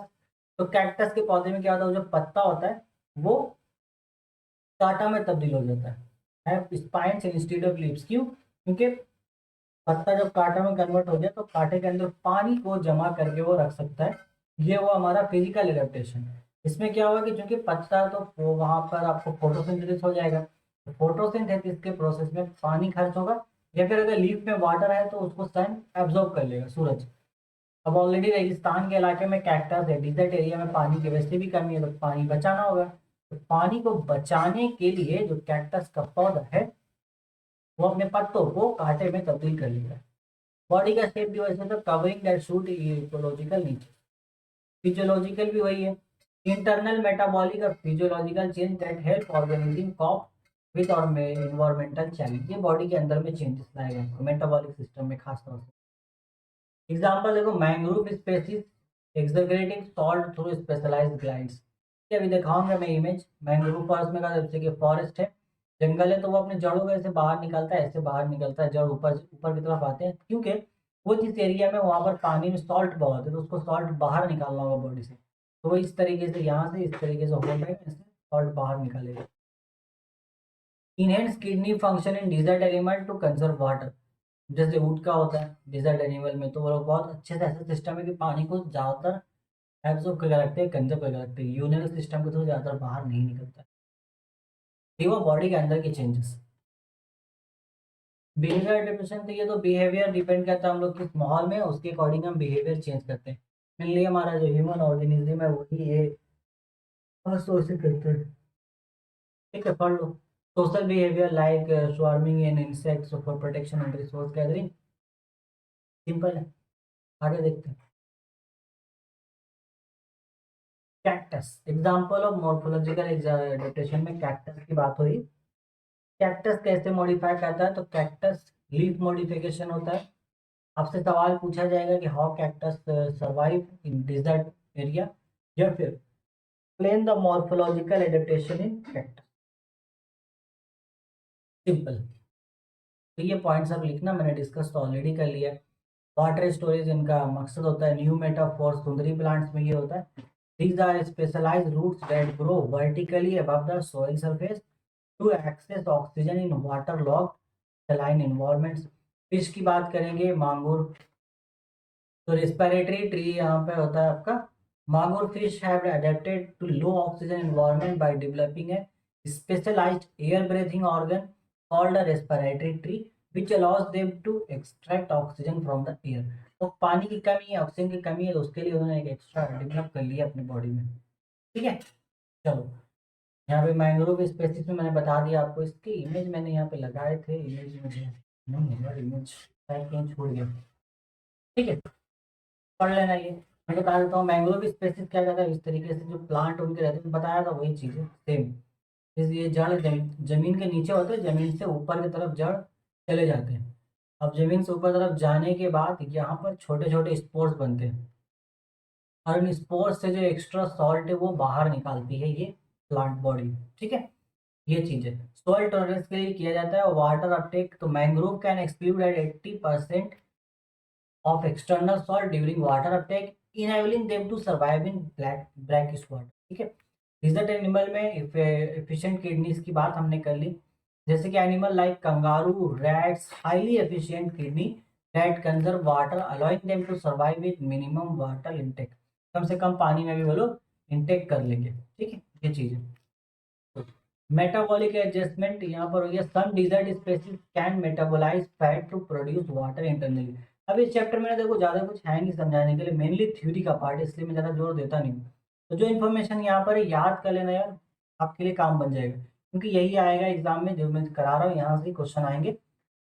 तो बिहेवियर एडेप्टेशन के बारे में मैंने बता दिया है कि माइग्रेशन का एग्जाम्पल है। सीजनल मूवमेंट होता है मेनली, जैसे बर्ड स्पेसीज वो माइग्रेट करते हैं वार्म क्लाइमेट से ठंडे climate during winter to access food resources and favourable breeding condition. ठीक है, ये मकसद है। ग्रुप बेनिफिट्स होता है, migration can benefit the group by ensuring survival in environments that support their needs. बाकी सोशल बिहेवियर, जैसे कि swarming and insects, some insects like bee exhibit swarming behavior to protect the colony and efficiently gather resources। और बाकी ये सब भी देख लो। तो हमारे अंदर भी इस तरीके का बिहेवियर एडिप्टेशन आता है ठंडी में, सर्दी के मौसम में, जैसे हनी बी के बारे में बताया, वो लोग स्वार्मिंग इंसेक्ट्स तौर पे काम कर रहे हैं। जैसे मौसम चेंज हुआ, अब वो देखेंगे भाई, तो ठीक है गर्मी का मौसम था, फूल से पत्ती से हमें शहद मिल रहा है, वो जमा कर लेंगे, बट ठंड के मौसम में भी शहद चाहिए, तो वो बिहेवियर चेंजेस लाएंगे, ऐसा जगह ढूंढेंगे जहाँ पे उनको शहद मिल सके एब्जॉर्ब करने के लिए, तो वहाँ जाएंगे, वहाँ से इकट्ठा करके लाएंगे। इससे एक वो पूरा सोसाइटी का मेंटेन साइकिल भी चलता रहता है। आगे देखो, how air sac of bird help birds to flow fly. मैं सिंपल आपको ये रीड कर लेना, मैं एक डायग्राम दिखाता हूँ, ये देखो, ये डायग्राम है प्यारा सा। ठीक है, ये होता क्या है इसमें कि ये एक में कलर चेंज कर लेते हैं, साइज बढ़ा देते हैं। हाँ, एयर सैक दिख रहा है, मतलब थैला है, अंदर हवा का थैली है बेसिकली, ये देख लो हवा की थैली है, आपको दिख रही होगी, इस तरीके से बनी हुई है। इसके अंदर ये काफी हल्की होती है, ये देखो, और खुला हुआ ट्रैकिया सिंक्रेस, ये काफी हल्की होती है। जैसे ही पंख खुलता है तो पंख के अंदर के साइड में यहाँ पे ऐसे हवा बढ़ देता है। ठीक है, ये हवा ऊपर की तरफ लेते हैं जिससे हवा इसको ऊपर की तरफ दबाव दे रहा है। जैसे ही पंख नीचे गिरता है, नीचे जाएगा तो न्यूटन के थर्ड लॉ पे नीचे दबाएगा हवा को, हवा इसको ऊपर फेंक देती है तो ये उड़ना शुरू कर देता है। अब ज्यादा दूर तक उड़ना है, ज्यादा देर तक उड़ना है, उसके लिए ज्यादा हाई क्वांटिटी में चाहिए ऑक्सीजन। उस ऑक्सीजन को स्टोर करने के लिए जो एयर सैक्स है वो हेल्प करते हैं। छोटे छोटे होते हैं, हल्के हल्के, इनके अंदर काफी क्वांटिटी में हवा जम जाती है, जमी हो जाती है, सॉरी जमी हो जाती है, वहां पर जमा हो जाती है, जिससे बहुत दूर तक, बहुत ऊंचाई तक ये उड़ पाते हैं। तो ये चीज यहाँ पर लिखी हुई है जो आपको रीड कर लेना है। Storage, oxygen storage, efficient respiration, buoyancy control, light weight stress, ये चीजें बस यही आपसे पूछा जाएगा क्यों, कैसे हेल्प करता है, तो ये लिख देना। सेम वही चीज, the role of the swim bladder in the aquatic adaptation, तो वो बोवेंसी कंट्रोल करता है, gas regulation, connection to gut, double chambered, जैसे यहाँ देखो ये हमारा स्विम ब्लैडर है। ठीक है, ये स्विम ब्लैडर जो यहाँ पे कनेक्ट कर रहा है माउथ के इसके, एंड ये पीछे वाले पार्ट को भी। तो इंटीरियर और पोस्टीरियर पार्ट है, नीचे आपने देखे न्यूमेटिक डक है। तो ये बॉडी को हल्का बनाता है जिससे बोवेंसी कंट्रोल है, ताकि वो पानी में मेंटेन हो करके तैरता रहे, ऐसा नहीं कि ऊपर करके बाहर चला जाए या फिर डूब करके अंदर पानी में रह जाए, ये कंट्रोल करता है। वही हमारा बोवेंसी है। देखो, the swim bladder allows fish to control their buoyancy, enabling them to maintain their position in the water. ना तो ऊपर रहेगा ज्यादा, ना बहुत ज्यादा नीचे रहेगा, without expanding energy in swimming. Gas regulation क्या है? It is an internal gas field organ that can adjust the amount of gas, usually oxygen, to increase or decrease buoyancy, allowing fish to move at different depths. अब ये अगर ज्यादा oxygen उसने carry किया तो भारी होकर वो नीचे जा सकता है, कम ऑक्सीजन लेगा हल्का होकर के ऊपर भी जा सकता है, या वाइस वर्सा, उल्टा भी कर सकता है। ऑक्सीजन के लेवल पे वो डिपेंड करेगा कितना ऑक्सीजन उसके पास है, ऑक्सीजन को रिलीज दिया और लेकर के वो ऊपर नीचे अपने लेवल को कर सकता है। इस स्विम ब्लैडर की वजह से ही पॉसिबल हो पाता है। ठीक है, डबल चेम्बर्ड स्ट्रक्चर है तो दिखाई दिया मैंने आपको। चलो ठीक है, आगे देखते हैं।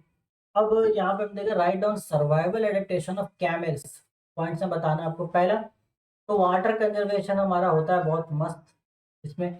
Camels can survive for long periods up to a week और more without water, thanks to their ability to tolerate dehydration. They can drink large quantities of water. ये एक बार में 32 गैलन या फिर 46 लीटर पानी एक बार में पी सकते हैं। और इनके अंदर बॉडी में कैसा स्ट्रक्चर रहता है जहाँ पे ये पानी स्टोर रहता है, तो जैसे इनको नीड होती है वो उस नीड के अकॉर्डिंग थोड़ा थोड़ा पानी पीते रहते हैं। और इनके भी किडनी एफिशिएंट होती है तो ज़्यादा यूरिन के तौर पर पानी रिलीज नहीं होता है। अब मेटाबॉलिज्म इनका ये होता है, camels have unique metabolism that allows them to utilise fat stored in their humps for energy. अब हम्स आपने देखा होगा इस तरीके से उठ के ऊपर एक निकला था फोन भी जिसको हम लोग बोलते हैं, तो हम में जो एनर्जी स्टोर है उसको ऐसा, या फिर वो जो चर्बी वहाँ पर है जो भी है फैट है, उसको एनर्जी में कन्वर्ट करके ये यूज कर लेते हैं जब इन्हें कुछ नहीं मिलता है खाने पीने के लिए। तो बॉडी टेम्परेचर रेगुलेशन है, they can tolerate significant fluctuation in the body temperature from 34 degree से 41.7 डिग्री तक, इतना वो टेम्परेचर टोलरेट कर सकते हैं। जिससे क्या है, which help reduce water loss through sweating.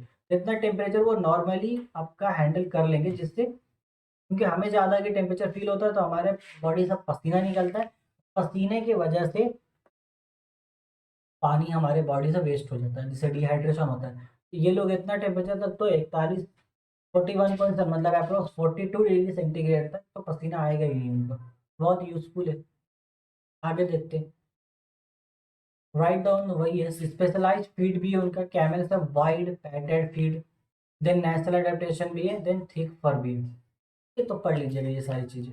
आगे देखो, अब हनी बी के डांस के बारे में एक छोटा सा चीज जानते हैं।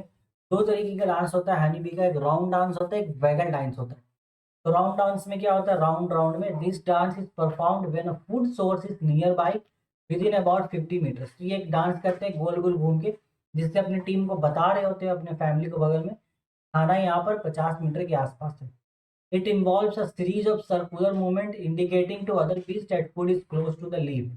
Waggle dance. This dance is performed for food source that are farther away. जो और ज्यादा दूर है. It consisting of figure 8 pattern where the bee waggle its abdomen while moving in a straight line. The duration of the waggle and the angle of the dance relative to the sun indicates the distance and the, तो जितने बार वो घूम रहा है उससे ये आप पता लगा सकते हो कि भाई कितनी दूर खाना हो सकता है। देखो मैं नक्शा दिखाता हूँ, ये हुआ राउंड डांस, देख रहे हो इस तरीके से गोल गोल घूम रहे हैं, देखो गोल गोल, ये गोल गोल घूम रहा है। बट ये क्या है, बैगल डांस में ये स्ट्रेट ही है। ये आप देख रहे हो, ये ऐसे गया, ऐसे ऐसे हो रहा है ये, ठीक है, ऐसे ऐसे घूम रहा है ये चीज़। अब ये कितनी बार घूम रहा है, इसके अकॉर्डिंग हम ये पता कर सकते हैं कि भाई कितना दूर हो सकता है खाना। अगर 50 मीटर के अंदर फूड है तो वो फिर वो राउंड डांस करेगा, और अगर उससे ज़्यादा है तो फिर वो बैगल डांस करेगा। इस तरीके से ऐसे जा रहा है, इससे ऐसे जा रहा है, फिर ऐसे जाएगा, फिर ऐसे आएगा। देख रहा हो कितना मज़ेदार डांस है इनका, बहुत बढ़िया डांस है। तो ये ऐसे गए, फिर ऐसे आए, फिर ऐसे जाएंगे, एंड फिर ऐसे आएंगे। तो ये कितनी बार ये वैगल डांस कर रहा है, इसके थ्रू हम ये डिस्टेंस में पता कर सकते हैं। अभी उनको पता चल जाता है कि भाई कितनी दूर है। मजेदार चीज़। आपसे पूछेगा कितने टाइप्स के डांसेस थे और बता देना। 2 तरीके के हैं। कौन का होता है, अगर 50 मीटर के अंदर फूड है तो राउंड डांस होगा, उससे ज़्यादा है तो वैगल डांस होगा। क्लियर है? चलिए, टॉपिक खत्म हो चुका है। मैंने छोटा सा चिंपांजी लोगों के बारे में एक छोटा सा चीज़ यहाँ पे लिखा है, आप लोगों के लिए देख लो। क्या है कि समझा आता है, some examples of problem solving behaviours observe in chimpanzees. तो वो एज अ ह्यूमन, जो हमारा ह्यूमन बींग्स में जो ब्रेन है उसके अकॉर्डिंग वो काफ़ी अच्छा फंक्शन करता है। इसका प्रॉब्लम सॉल्विंग बिहेवियर जो है चिंपांजी के बारे में कभी कभी पूछ लेता है। जैसे आप देखो, टूल्स यूज, टूल्स यूज में क्या गया, chimpanzees created use tools to access food. जैसे देखो यहाँ पर, अब देख रहे हो ये इसने एक टूल बना दिया, दिख रहा है। नहीं, कलर चेंज कर लेता, ब्लैक ब्लैक लेते हैं, ब्लैक दिखेगा यहाँ पर। ये देखो, ये एज ए टूल यूज कर रहा है, इस लकड़ी को लेकर, लकड़ी के टुकड़े के अंदर डालेगा, उस पर चींटियां फंसेगी या जो भी है, और बाहर आएगा तो उसको खाएगा। नीचे देखो कोई हार्ड चीज है, अगर उसको ब्रेक करना है तो दिमाग से ब्रेक कर रहा है वो। उसने एक छोटा सा पत्थर लिया है, पत्थर से तोड़ के ब्रेक करेगा। तो ये जो डेवलपमेंट है ब्रेन का, ये एज ए ह्यूमन माइंड है। तो सभी चीज़ों में, सभी एनिमल्स में ये देखने को नहीं मिलती है। इसको पढ़ लीजिएगा, आपके पढ़ने के लिए, और कुछ है नहीं इसमें। ठीक है, चलेगा। चलिए, तो यहाँ पे हमने कंप्लीट कर लिया है इवोल्यूशन, एडेप्टेशन और heredity and genetic common diseases. Adaptation में जितनी चीज़ें मैंने अभी आपको दिखाई स्लाइड्स में, सब आप याद कर लेना, आपका काम हो जाएगा। 2 मार्क्स 3 मार्क्स के क्वेश्चन यहाँ से ही बनेंगे। क्लियर है? चलिए ठीक है। तो यहाँ पे मुझे दीजिए इजाज़त, अब मिलते हैं बहुत जल्दी नेक्स्ट वीडियो में। वहाँ पे मैं लेके आऊँगा आप लोगों के लिए। वैसे इस वीडियो के बाद ज़्यादा चांसेस है ज्योग्राफी का जो आपका है रिमेनिंग पार्ट वो आ जाएगा। ठीक है, और उसके बाद जो चैप्टर 1 एंड चैप्टर 5 बचा है वो आएगा लाइफ साइंस का। ठीक है, तो देखते हैं क्या होता है। बट मोस्ट प्रोबेबली आज है 12 तारीख, तो 12 तारीख को ये अपलोड होगा। 13 या 14 को मैं ज्योग्राफी डाल दूंगा, उसके बाद रिमेनिंग पार्ट लाइफ साइंस का आ जाएगा। ठीक है, तब तक आप पढ़ाई करते रहें अच्छे से। मिलकर अपने नेक्स्ट वीडियो में। Take care, till then, good bye.